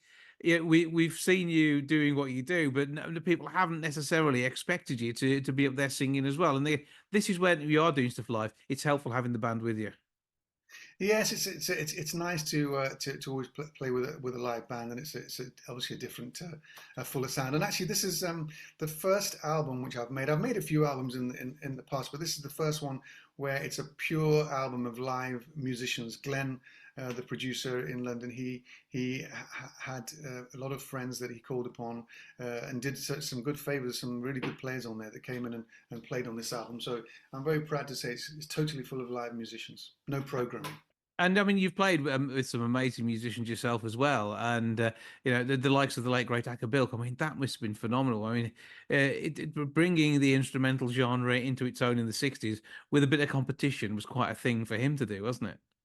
Well, Acker Bilk, he certainly made a name for himself playing that clarinet, and I kind of started, my first wind instrument, if you like, was the clarinet, and I think it was when I was around 13 years old. I used to drive people mad playing Acker Bilk's Stranger on the Shore as a child, where it would have been my party piece, and it was amazing at that time I went to Acker Bilk's house, and he recorded the part for me in his house, and he's stood next to me recording, and then he's saying to me, "Is this okay for you?" quite amazing, really. Well, amazing memories, and 15 years of memories which have been brought about by the show. But obviously, your talent, as you said, I mean, it goes back further than that. It's not something you drop onto, particularly not with such, I'm going to say, difficult to play instrument. The saxophone, from what I remember my times in school band, just getting the reeds to work on the blooming things is hard enough, let alone actually all the keys and the different sounds that you can get. Well, as I mentioned, I actually studied the bassoon, which is a double reed instrument, two reeds tied together with, and that's even harder. So when I came to the saxophone with a single reed, it was, I know I played the clarinet previously anyway, which was quite similar. It made it feel a little bit easier than the bassoon is a fiendishly difficult instrument, but the saxophone compared to that is, I feel a little bit easier. But when people do say, oh, I've had a go on a saxophone, I couldn't get a note out of one, it's a very basic thing that they're doing, which is just biting too hard and closing off that reed and stopping it vibrating. But it's a shame because so many people say, oh, I had a go, I couldn't get a note and I didn't bother trying any further. But with a real teacher that tells you just how to blow properly on the mouthpiece, it will unlock the way of making a sound. And to the next 15 years, obviously, we're having a bit of a celebration. I know there's going to be a bit of a party the night before the album release. So where do you see yourself going next? What are your plans? What do you want from music? Well, this is the first time I've kind of come into the 21st century, if you like, and I'm going to have an album on, these platforms such as Spotify, Amazon, etc. This is the first for me. So it's going to be interesting. Things have changed a lot on how people listen to music these days, and it's going to be interesting to see if the music gets shared around and people pick up on it. But ultimately, I would love to, as I said, after that TV show, I did a theatre tour and people came to see me, but they wanted to see me play somewhere which I played on the TV show. It would be great to do another tour and people came to listen to the music that I wrote in that pandemic time. Would be my next goal, if you like. Okay, well, let's listen to some of those tracks on this album when it's released on the 13th of September. Where do we find you online to be able to get hold of all of this stuff and make sure people get the back catalogue too and order CDs off you so they've got something to listen to? That's kind of you to let me point them in that direction. But I have a website called juliansmithsax.co.uk. Facebook, people still are on there, I believe, Julian Smith Saxophonist. And Instagram, I use my middle name, Julian Spencer Smith. And you did mention I have a kind of a launch night for the album, the night before it comes out on the platforms on the 12th of September. At a very nice Italian family-run restaurant, Lucarelli's, in the mailbox, and we're just going to have a little soft launch in my hometown. Yeah, but it's one to see what you can do to get along to. But it sounds like it's going to be an absolutely fantastic celebration of some amazing music. We'll take a listen to now the official song, and you did a video for this as well. I mean, how many videos have you done for your tracks in the past? Is this a relatively new thing too? Yes, I haven't made many music videos. I have. Well, there's another track on there which is a Turkish song, and I made a video in Turkey for that song a while ago. But this is my first music video for one of the original songs. Yeah. Well, fantastic work. Keep up that good work. Turn Back the Time is the track that's a single. The album itself is... give us the title. I don't have the title in front of me. Why haven't I got the title in front of me? Tell me the title of the album. The title of the album is called Being With You. And there's a title track, Being With You, on the album. And it's kind of a little bit dedicated to my wife. I've been together, quite a while now. We're coming up to, since 2003. And she's been my, number one supporter. As I mentioned, she's the one who sent off that form to Britain's Got Talent. So I have to thank her for that, because I said I didn't want to do it. So. She gets you into this mess. I mean, obviously, showing off your talents, you've got to then dedicate an album track to her at some point. And I think that is perfectly right. Julian Smith, thank you for joining us. No, you're very kind. Thanks for having me.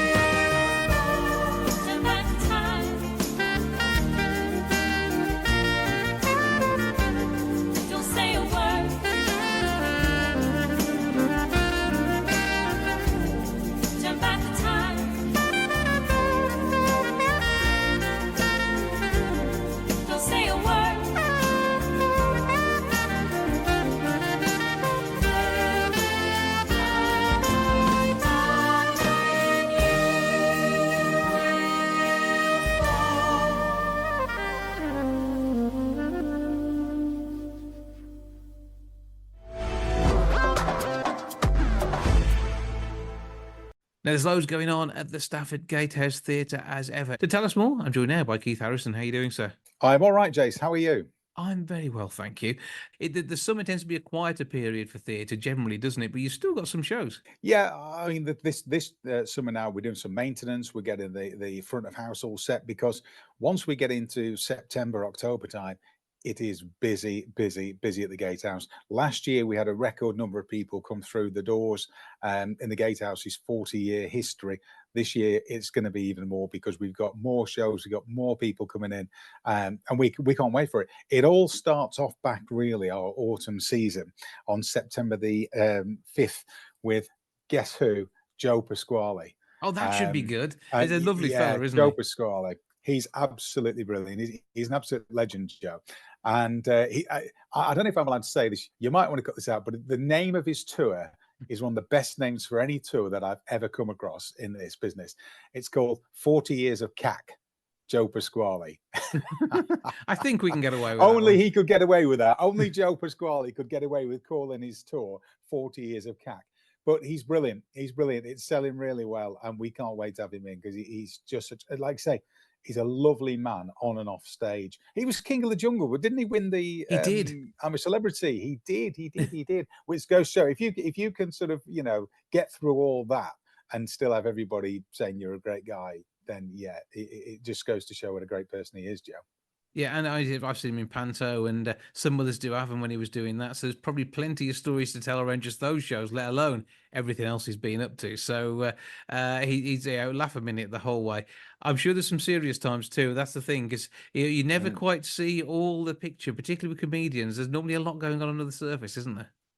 Yeah, but his son is big in Panto as well, isn't he? He is. His son is in Panto. I've seen Joe at the Panto at the Grand in the past, and I remember he came into the Express and Star a few times, and everybody always said what a lovely chap he was around the town as well. So yeah, we're looking forward to having Joe with us.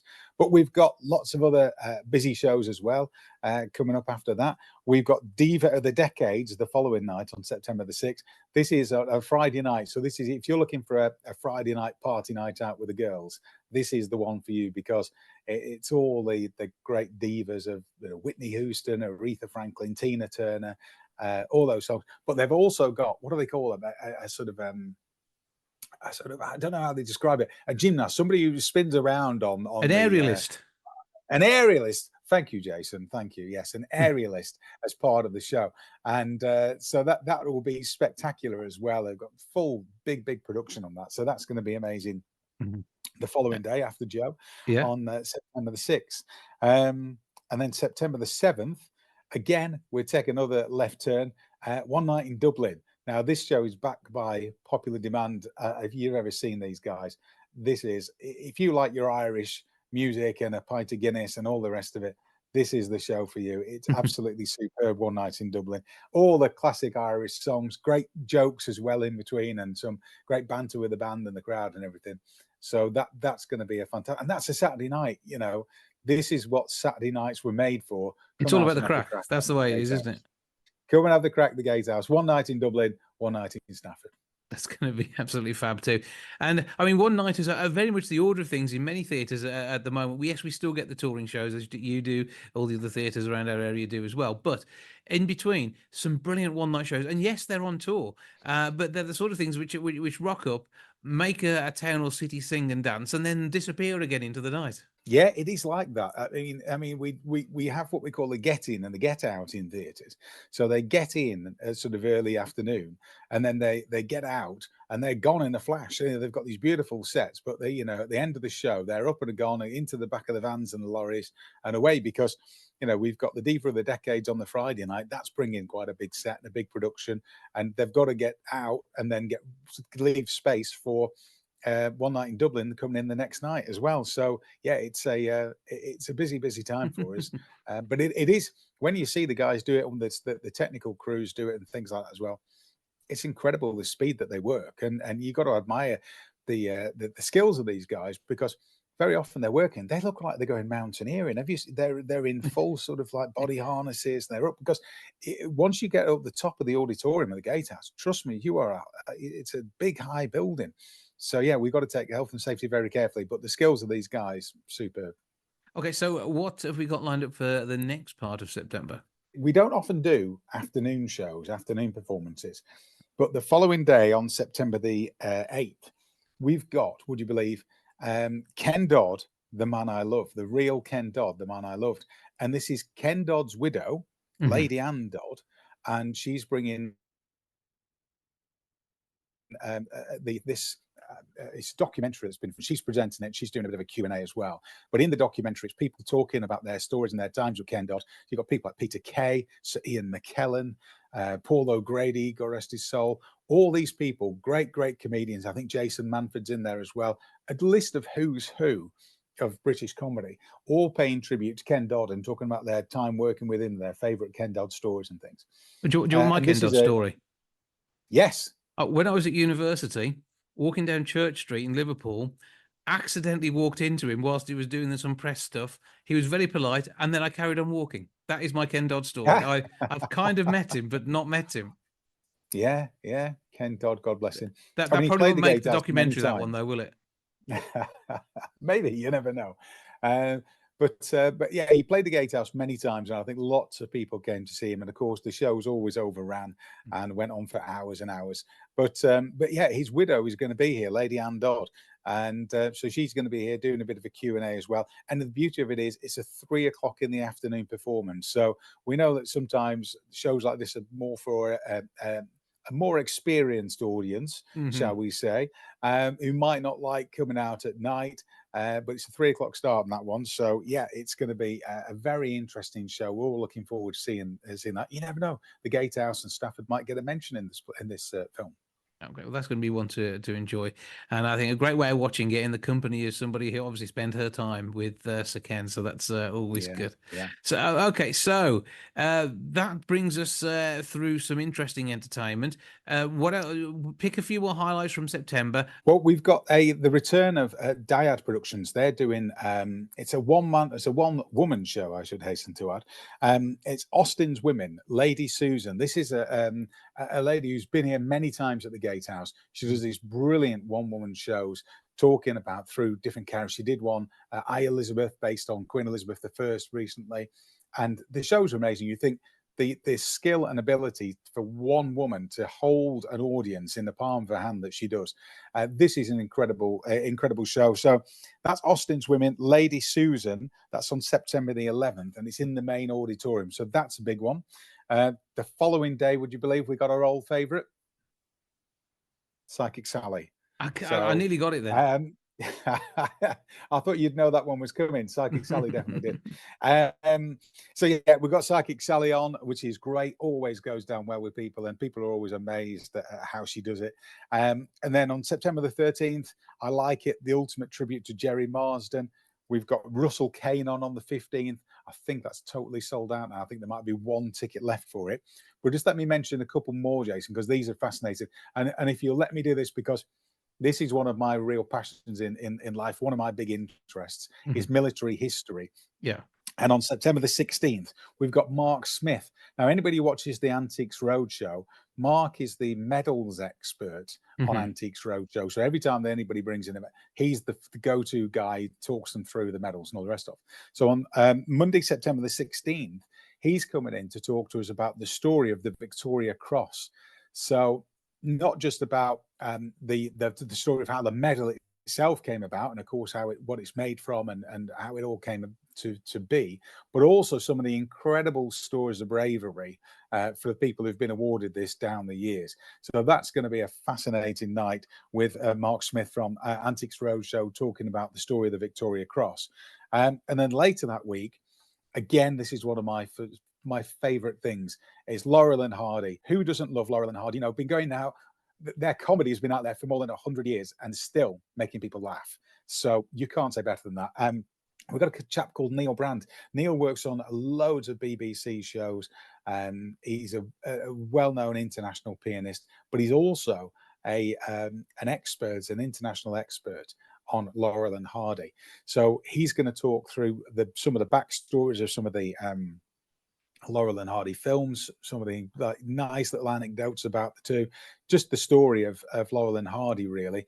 And then at the end, we're going to be playing some of the films, and Neil is going to be playing the piano to accompany some of their silent films. So it's a fascinating thing. And again, he's going to do a Q&A on that as well. So people who've got any questions about Laurel and Hardy, that is going to be a brilliant show to come along to. October through to Christmas now, and obviously I know it gets big with Panzo in a bit. We'll come to that shortly. But first of all, how is October shaping up, Keith? Busy. I mean, we're looking at it sort of 5 or 6 nights a week. We're doing some Sunday shows because people book into the Gatehouse and then they just want to come back. Almost as soon as they've finished the show, the next day their agents are on the phone saying, "Can we come back?" So yeah, as long as it's sold well and people have had a good time, we're always happy to have people back. And so yeah, it's going to be a busy time. I think we've got more shows planned for this season between September and Christmas than we've had ever, really. It seems that we've got shows in the daytime, we've got shows in the evening, but people are coming in their droves, Jason. So what can we do? We've got to give them what they want. Absolutely. So give us something for October. How does the month start?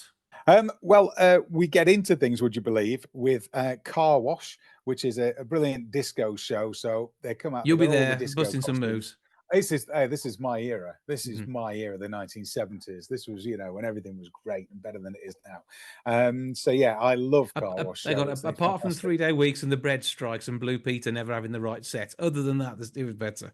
Yeah, but look at Tiswas. Look at Sally James. Okay. This is what I remember. Sally James and Tiswas. You can't beat that. But the music soundtrack was amazing, wasn't it? Just Bowie all the way through, wasn't it? It was fantastic. Brilliant. Love it.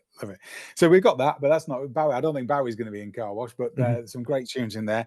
We've then got a very special couple of nights. Jason Manford on for 2 nights, and Jason's doing, they're all sold out shows, but he's doing 2 shows a night with his Manford All Seasons show. He's such a lovely guy as well, Jason Manford. When some people you see him behind the stage and whatnot, and they don't often spend time with the staff. He always chats to all the staff. He's one of the nicest guys on the circuit. What you see on TV and when you see him, that's exactly how he is sort of when he's just behind the scenes as well. A lovely guy. We're so delighted to have him. That's on October the 9th and 10th. And then on the 11th and 12th of October, another great show that always does well, Jive Talking, which is a Bee Gees tribute show. But I tell you what, Jace, you forget how many good songs the Bee Gees had. But you don't even realise the stuff that they wrote for other people as well. Absolutely, and they do these songs, and you go, I didn't know that was a Bee Gees, and it wasn't. It was probably a hit for Dolly Parton or whoever, and they wrote it. They were just incredible guys. 3 Mancunians as well. People forget. They're from Manchester, weren't they? Certainly didn't carry the accents into their music, but definitely. They didn't. No, they didn't. You'd never believed it. But yeah, it's brilliant. So what else have you got lined up? Is there more music on the way? Yes, there is. We've also got, and this is the first time we've done this show, but I think it's going to go down really well. And again, it's a bit of a 1970s show, but different to Car Wash. We've got the Smooth Rock Show on October the 16th. Now, if you like a bit of, and again, I do, if you like a bit of REO Speedwagon, bit of ELO, those types of 70s things, Christopher Cross, Billy Joel, Toto, Fleetwood Mac, all those types of bands, this is the show for you. Bit of Hall & Oates, bit of Supertramp, just one after another of great songs from that era. And I was chatting to the guy, and he said, we didn't know what to call it, because it's a bit of Jerry Rafferty, Baker Street that time. How do you categorize all that? And I said, well, back in the day, and you might remember this, Jason, but you're younger than me. Back in the day, it was called AOR, Adult Orientated Rock. Do you recall that? That was the thing, wasn't it? They had the AOR chart. He wanted to call it yacht rock, like a kind of thing you'd put on if you were sailing in a yacht around. I always said this is a bit like winning a boat on Bullseye, isn't it? Well, who's going to have a yacht in the middle of Stafford? So he settled on the Smooth Rock Show, which I think pens it down pretty well. So yeah, all those bands, bit of Foreigner, bit of Seal in there as well, bit of Chicago. honestly, if you go through their set list, it's just one classic hit after another, and I think that's going to be a fantastic show. Big live band, big production again, great singers, and I think that's going to be an amazing night. That's on October the 16th at 7:30, the Smooth Rock Show. On October the 17th, we've got Good Evening, Mr. Bublé. So this one needs no introduction. A show paying tribute to the wondrous Michael Bublé and all his incredible hits. And again, really great performer doing this one. And these days you're not going to get close to Michael Bublé if he's doing concerts or a tour. He's going to be at somewhere huge venues, and he's going to be a tiny dot in the distance. Whereas you can come to the Gatehouse and almost be there and see him up close and personal, even though it's not quite Michael Bublé. It's not an imposter, just an impersonator. And they often do an amazing job on this one. So this is going to be a good one. Otherwise, you wouldn't be at the Gatehouse. Right. So we're halfway through the month, just over. So let's quickly romp our way through the rest of October. What else have you got there? We got That'll Be the Day, one of the most well-known shows in the UK. Been touring for 40 years. This is a show that sells out nearly every time it comes to the Gatehouse. Already selling really well. Looking back at the 60s, 70s, 80s music, just a fantastic show. That'll Be the Day. If you like country music, and again, country music is a big thing, we've got the Legends of American Country on October the 19th. And then quick shout out for this, because this is going to be amazing. The Musical Theatre Stafford are doing 9 to 5, the musical, from October the 23rd to the 26th. There's a matinee in there as well. It's a local group, but their shows, last year they did Calendar Girls, sold out every performance. This again, 9 to 5, so many great songs. It's such a brilliant story and a great film. And their version of it is going to be absolutely fantastic as well. So there's that. Yeah, well, last time I came to see them was Full Monty, actually, and they were they enjoy doing shows where they seem to get their kit off, don't they? So they were very good in that. What can you say about the people of Stafford? And then the next night, Rich Hall. You know Rich Hall, the American comedian. Yes. Superb Rich Hall, very dry. Chucks a bit of music in there as well. He's coming on October the 27th. And then one of my favourite nights of the year, the following night, October the 28th, we've got Swan Lake, the ballet, which is a massive, massive show. Really good. What else is going on? A living legend coming to the Gatehouse on November the 3rd. You're going to love this. An evening with Jimmy Tarbuck. Oh, no, he is an absolute star. So, again, seen him in Panto. That's the only time I've seen him in real life. But he is an absolute celeb. In fact, I was having a natter with Billy J. Kramer the other week. And as you do. And he was talking about the amazing singers, songwriters, the comedians of Liverpool. And, of course, any conversation, Tarby always turns up. And, I mean, he does a bit of singing. He always has done. And he's such a funny fella. And throughout both, again, it's one of those where we remember seeing him as when we were kids. I mean, because he was on, they did that Saturday morning show where he was on a ferry on the Mersey for a while, for a few seasons. Yeah, I remember that. Yeah. And did he do Winner Takes It All? Game show? Did he? I think he did do Winner Takes All at one point. Yeah, he did all sorts of game shows, didn't he, Tarby? Yeah.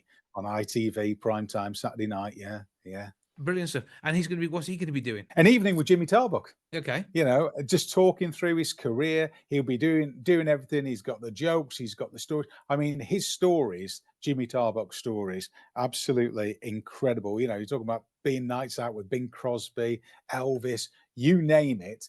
Jimmy Tarbuck has a story about it. And again, I think it's one of these shows whereby he'll take a bit of questions from the audience. They might ask him, you know, a quick Q&A as we go through it.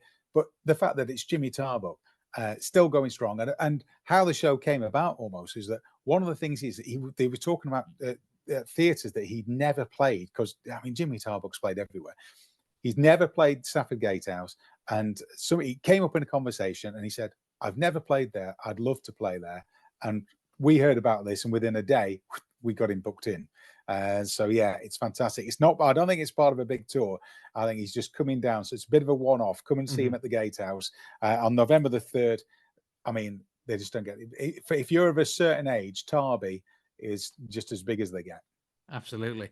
And then what else is happening in November? Because there will be some rehearsals taking place with the Panto. But other than that, there will. Do you like The Chase, Jason? Are you normally home in time to watch The Chase? I am aware of the chase and some very funny moments on there, and I've spoken to a number of the chasers in the past, and they're always lovely. Have you spoken to Jenny Ryan, the vixen? I have not yet, but if you want to set it up, we can have a chat about a show, which is coming up at the Gatehouse in November, isn't it? It's coming up at the Gatehouse in November. Now, Jenny is a box of tricks, I tell you, because not only is she one of the cleverest chasers out there, and she's almost impossible to beat, but also, did you know she has a fantastic singing voice? Really? Yes. Wow. She was on one of these Celebrity X Factor things a couple of years ago, and she has got an operatic singing voice, and Cool. she is incredible. So she is absolutely multi-talented. And yeah, so Jenny is coming. She's going to be talking all about the chase, funny stories galore about that, working with Bradley and all the team on there. But also, she's going to be singing as part of the show as well, because, like I say, she's just got this incredible voice. If you can, you and I do, think that's don't going to you? blow people away. Well, yeah, but I think it's just going to blow people away. I remember seeing on the trailer where when she started singing, you know, Simon Cowell sat there and he's getting ready for it to be absolutely awful, and then lo and behold, she comes out pitch perfect, and they're all just blown away. So I think the audiences in Staffor are going to be blown away as well. So that's Jenny, the vixen from the chase, on September the 10th. November the 10th. And we've got, sorry, November the 10th. Yes, of course, yeah. And then November the 16th, we've got the Dazzling Diamonds. We had Stafford Pride, the first Stafford Pride show in the town recently. And the Dazzling Diamonds, a brilliant drag act, comedy drag act. Again, all the costumes, all the singing, all the comedy. Very, very quick-witted people. And yeah, well worth seeing. That's on November the 16th at 7:30. And then one of my favourite shows of the year, again, the ELO show, November the 21st. Who doesn't love ELO? They used to play at the county showground in Stafford, when the county showground was the biggest venue in the Midlands before the NEC got built, Bingley Hall. And we had people like Bowie there, we had ABBA there, we had ELO there, Bob Marley. Here's a fascinating fact for you. Bob Marley's last gig was in Stafford. Oh, there you go. There you go. Fun fact of the day. Bob Marley's last gig was at the Bingley Hall in Stafford. Yeah. Anyway, we're supposed to be talking about ELO though, but I like the Bob Marley story. ELO show, fantastic. And not that they do a brilliant light show as well, and they actually bring this inflatable, you know, the ELO spaceship. spaceship. I mean, they bring that, and they was float it around the auditorium. It's amazing. I was fortunate enough to know Kelly Grocott from ELO. Oh. And he told some stories. He was a lovely fella, such a loss when he passed away. But the stories that he would tell you about things like that and the craziness that happened on tour. But you know the song Mr. Blue Sky? Yes. There's that bit at the end, that voice. Do you know what it says? No, go on. It's actually, it was like it's like a doxology thing. So when they pop on the end of the song. The Doctor Who type voice. Yeah, right. It actually says, "Please turn me over," because on the album, that was an instruction for you to turn the album over and play it. When they lifted it off for the single, they didn't take it off as they should have done at the record company, so it stayed. And now everybody hears that every time that they hear that track. Yeah. And Kelly came on air with me and in the studio to tell me all that. He's a really lovely fella. Yeah. What a fantastic. Well, Bev Bevan's still there. Bev Bevan's on tour. He does a lot with Jasper Carrot, doesn't he? He Bev does, Bevan? yeah. Big blues fans, aren't they? Birmingham City. Yeah. But that's on November the 21st. Honestly, a fantastic show. And then finally, we're coming into Panto now. And so our Panto starts on December the 6th. Jack and the Beanstalk, starring Wolverhampton's very own Mark Rhodes. Again, another lovely fella, really nice bloke. Lovely fella, Mark, such a lovely fella. And we've already, Jason, you won't believe this, but we've already extended the run. So it was meant to start the following week, but the demand for tickets was so big, we ended up sort of saying, right, we're going to have to extend it. It was already running to the January the 5th. So we couldn't really go any further into January. So we've brought the start date forward to December the 6th, and tickets are flying out. I think we're nearly sold 5,000 tickets for it already, which, considering, you know, we're in the height of summer, shows how important it is, because everybody wants to be down at the front for the Panto, because you get the best views and you might get splattered by the water and all the rest of it. So yeah, it's important. Get your tickets for the Panto in early, because that is going to be amazing this year. Jack and the Beanstalk with Mark, fantastic guy. It's going to be good stuff, and I'm looking forward to reviewing that. And we've already negotiated that and come along on the dress rehearsal night, because that's Don't fun tell as well. people that. That was a secret between you and I. So all we've got to do now is tell people where they can get hold of tickets for all these shows that we've been talking about. So gatehousetheatre.co.uk. That's it. It's easy for you to say, Jason. Yep. 01785 619 It's 01785 619 080. That's the what I box said. office. Yeah, And I got that right. Yep. And unlike a lot of theatres, we have the box office open Monday to Friday, Monday to Saturday till 5 o'clock from 9:30 in the morning. So you can come in, have a chat, have a coffee in the cafe, and we're open. We're a hub in the middle of Stafford. We've got all sorts of things going on in the daytime. Keep an eye out for our classic film afternoons, where you get a coffee and a cake and a film for £5. So we've got loads going on, but the website is the best place to find out about everything. Gatehousetheatre.co.uk. All the information's on there. You can book your tickets through there. Come along and have a great night out. Well, Keith, it's always good to speak to you, even if we do go on a bit when we start having a natter. Have a good time. Come on, I'll let you off as it's you, okay? But thank you for joining us. Have a good one, and I'll see you in the Stafford Gatehouse Theatre soon. Cheers, Jason. Always good to talk.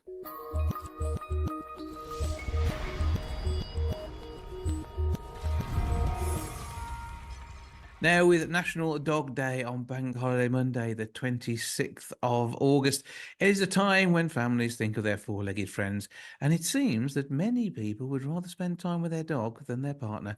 To tell us more, two people who obviously share their time with their pets appropriately with their family too, I am sure. Rory the Vet, British veterinary surgeon and TV personality, and Dr. Edwina Gilday from Zoetis UK. Good afternoon. Afternoon, Jason. Nice to meet you. Good to have you along. Right, so first of all, who here prefers their pet to their partner? Hands up, please. Okay. We're not saying it out loud. We're putting our hands up. Yeah, so just so... when it comes to our pets, I mean, dogs are an essential part of the family, aren't they? So, Rory, I'll let you start here. Tell us about the magic of being a dog owner, having a dog in the family. It's the best, is it not? I mean, I say that, and I'm in good company, because we know that, that most households now have dogs. I mean, I'm seeing puppies galore. And over the last 5 years as a vet, we've seen a huge spike in dog ownership. 3.2 million households during the pandemic got a new pet. So it's great. And, we're nation of dog lovers. If you ask any other nation about the UK, it's got to be one of the top features of us now. We are the dog mad nation. And the third that we have out there now were pandemic puppies. So they've been company during the worst of our times, and now they get to share the best of our times. And Edwina, when it comes to looking after your pet, obviously, marking National Dog Day is a brilliant way of doing it. Maybe taking them out for walks, showing them off a bit, maybe getting them a bit of a stylish trim. There's all sorts of ways you can pamper your pooch. Yeah, as in, I think our pets bring so much to our lives. They are, as we say, they are part of our family. I think 78% of people who are pet owners consider them part of their family, and the benefits are huge. Based on kind of even people feeding back through that research, at 60% recognize that it improves their mental health and our physical health, and that kind of brings us to what can we do? How can we enjoy being with our pets and giving it a bank holiday, getting out there with our pets, whether it's going to a park or to the local beach or for a forest walk. There's a lot of activities that we can do, but also worth recognizing maybe the health side of it. If you are going to your forest, making sure you've got your kind of right kind of protection for your pets and your flea and your tick treatments covered, etc. So they bring a huge amount to us, and they improve our lives. And I think that's something that the UK nation as a animal lover recognise, and we're seeing the benefit of that, especially having come through COVID, the impact that has had. I think we're now bouncing through that, and the value of having pets, the number have increased, as Rory had mentioned, of pet owners, and we're truly benefiting from that. And pet owners recognise that human animal bond is extremely strong and it's extremely beneficial. So. Yeah, and Rory, when you've got pets coming into practice, what sort of things are you seeing that we need to make sure we look after and avoid being a problem for our dogs? So, there's a whole host of things. Prevention is key. I think that, we highlighted in the research that still around a third of people say that, the cost of vet care is a concern. And that's absolutely warranted. Vet care is not cheap, but prevention is key. So, you know, it's about making sure they've got their vaccinations, inoculations, they've got their preventative healthcare, their flea, tick, worming, their anti-parasiticides, those sorts of things. And making sure you have a good relationship with your vet. For me, that's the most important. It's having trust and making sure you have a relationship with them so that you can call on them in your time of need.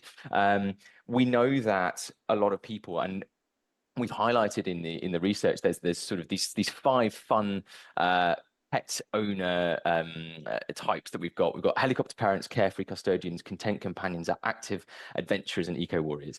And we've highlighted in there that actually quite a lot of people really spend so much time with their pet that they're constantly keeping eyes on, constantly checking them over. And that's great, because that means you pick things up early, and actually what could develop into a costly vet visit or even worse, something that's really concerning down the line, you're going to pick up early, you're going to go and get addressed and actually get on top of these things nice and early.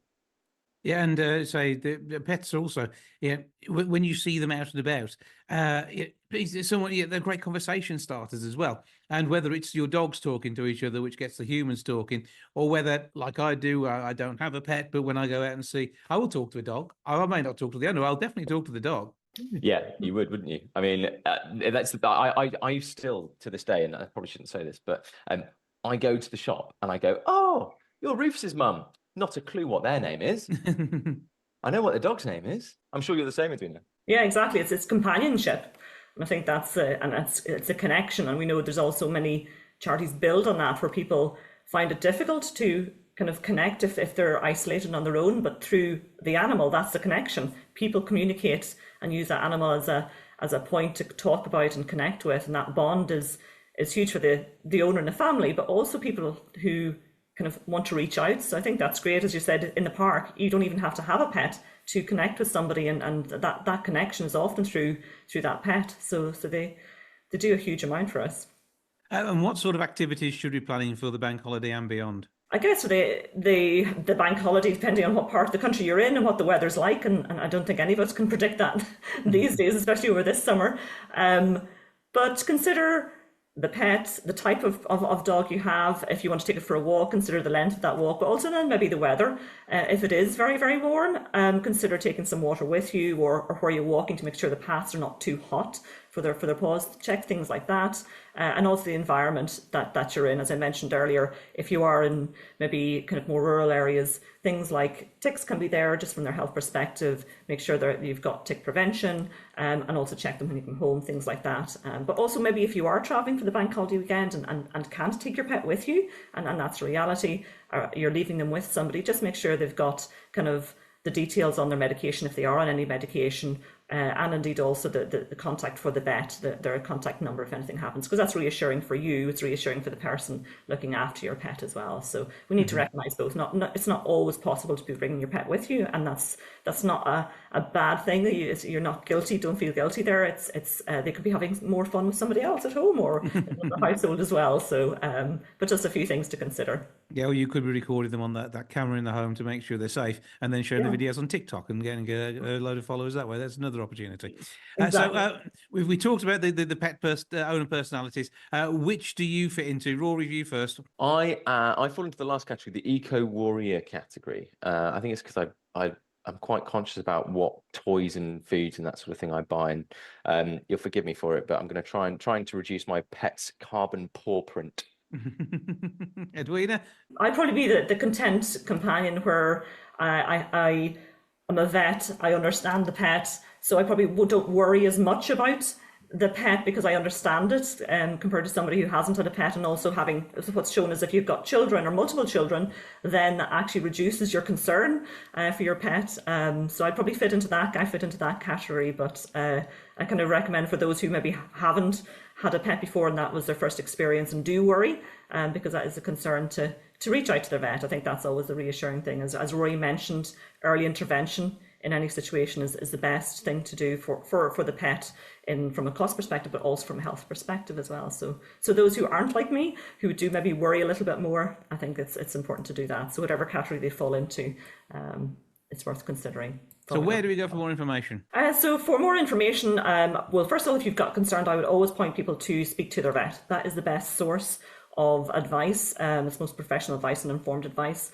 But you can also go to Zoetis Pets to learn a little bit more about common conditions, and always educate yourself so that you can spot the signs early of diseases, and always then reach out to your vet for that advice. I think sometimes we can be confused by information. Is it correct? Is it reliable? But you do know that when you go to your vet, that is the best form of information and guidance you can get. But in the meantime, for just online, you can go to the Zoetis.com pets site. Now, I'm sure you're both on the socials as well. Where do we see you frolicking with your four-legged friends, Rory? Yeah, I'm Rory the Vet on socials, and if you are on socials, go to do the personality quiz. It's fun. Share it and get your friends to do it. It's a bit of fun. I'll be sharing mine later on. Okay, you do that, Edwina. Okay, where can we track you down?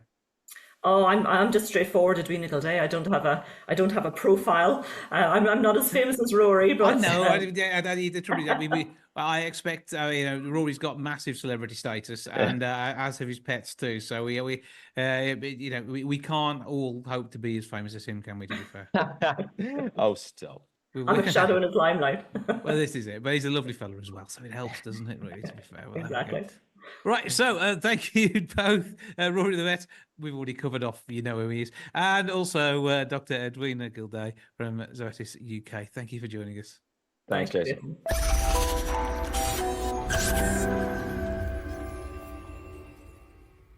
Well, here we are on GCSE results day, which means many people are thinking about their futures. However, when it comes to our careers, 62% of us aren't working in our dream jobs, and 65% are unsure if their skills are relevant in today's job market. To tell us more about how we make the most of our career and hopefully enjoy our day's work, I'm joined now by Chief Operating Officer at Saatchi and Saatchi, Sarah Jenkins. Good afternoon. Hello, Jason. How are we doing? Really well, thank you. It's been a busy day, but it's been a good day though. I can imagine it has. And I mean, it is this time of year when people are kind of marketing themselves based on their GCSE results to decide where they go to next. But when it comes down to job roles, it is difficult finding a job where you can be completely happy. You look content in your role, though. Yeah, I love my job. I'm very lucky. I'm surrounded by brilliant people and I get to do very cool stuff most days. So yeah, very lucky. So, I mean, with this research, though, it's not good for everybody. And the drudgery of day-to-day life when it comes to work can't be good for your mental health or help you even do the best in whatever role you have. No, not at all. It's very sobering, actually, these statistics, to think about them, the amount of hours every day people are spending at their jobs or traveling to jobs and what they're compromising in order to be at work. It is a worry that there is such little satisfaction in what people are doing. And when people are aspiring to their careers as they get their GCSE results today, they're making decisions on what they do as far as A-levels going into next year, sixth form. It might be T-levels they choose to do to get a technical background, or they could be even going straight into an apprenticeship. And these are all great options, but it's translating those numbers on a piece of paper into something which is satisfying as you get older. Exactly, Jason, exactly. And for all that work and effort, and there must be so many students now at this crossroads, like, how on earth do you navigate the world of work? Because it's moving so quickly, whether that is because of tech or changes in where the nation is focusing. Huge push into engineering and tech at the moment. What happens if you're just desperate to be a writer or a journalist or work in the arts? It's a very complicated time. I really do feel for the students today, even the happy ones who got the grades they wanted. Mm-hmm. And now you've got an Upriser program at Saatchi and Saatchi, and this is your way of making a difference in this field. Yeah, exactly. We recognised a few years ago, because as you know, Jake, like, the creative industries are only as good as the people in it, and we have to really think about our pipeline and how we attract the best and most brilliant creative minds. And you look at how much funding there is, particularly in art subjects. I think there's something very terrifying, like £9.40 a year is spent on the creative arts subjects for each student.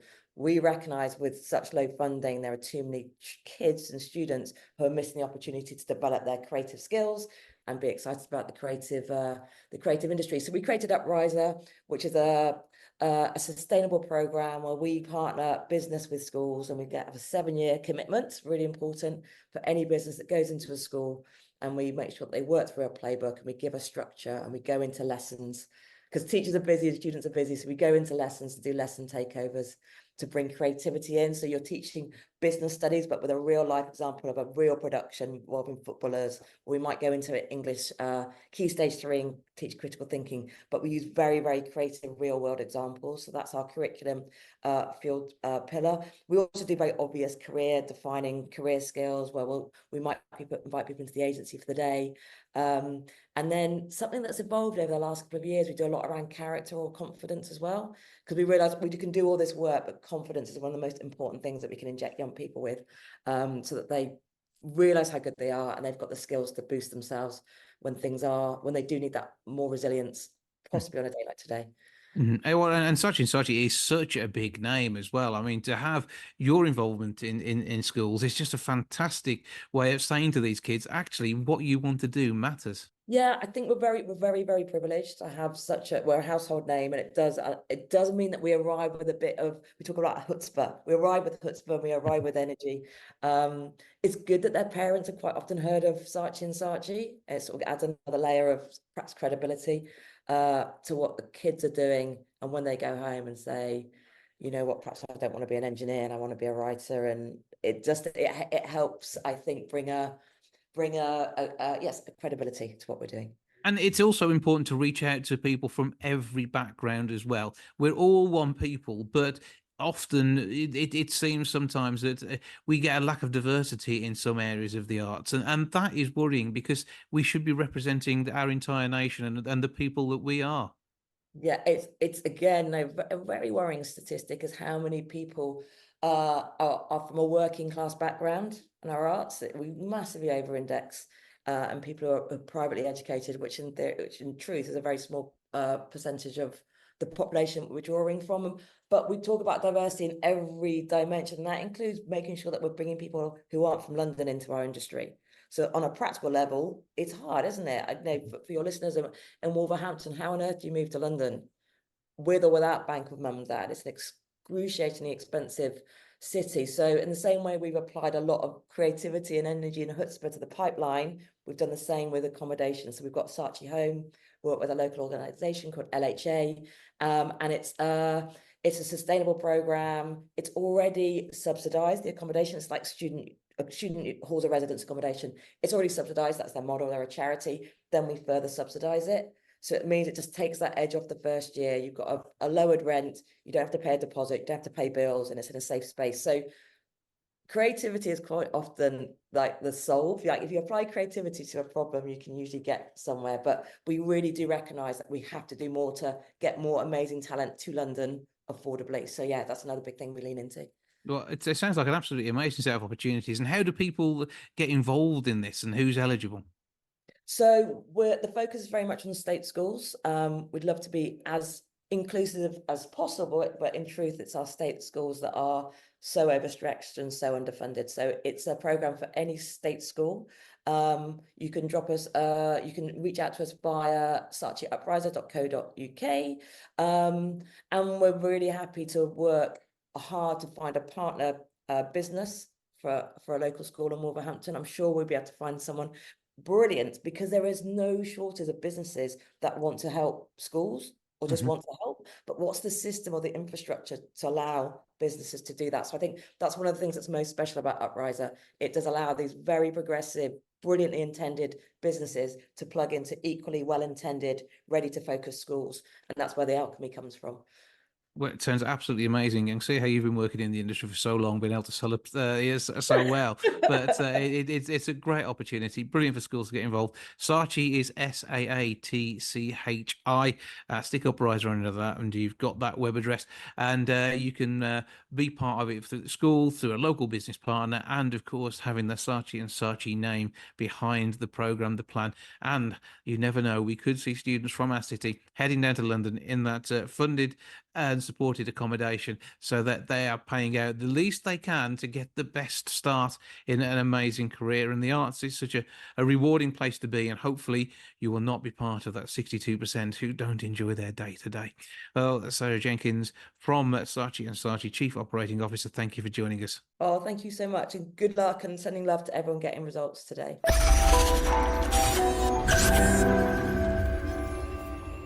That's all for this week. Thank you so much for joining me. Back with episode 793 next week. I'll see you then. Ta-ra for now. Goodbye from the milk bar. Goodbye from the milk bar. Goodbye from the milk bar. Goodbye from the milk bar. Yeah.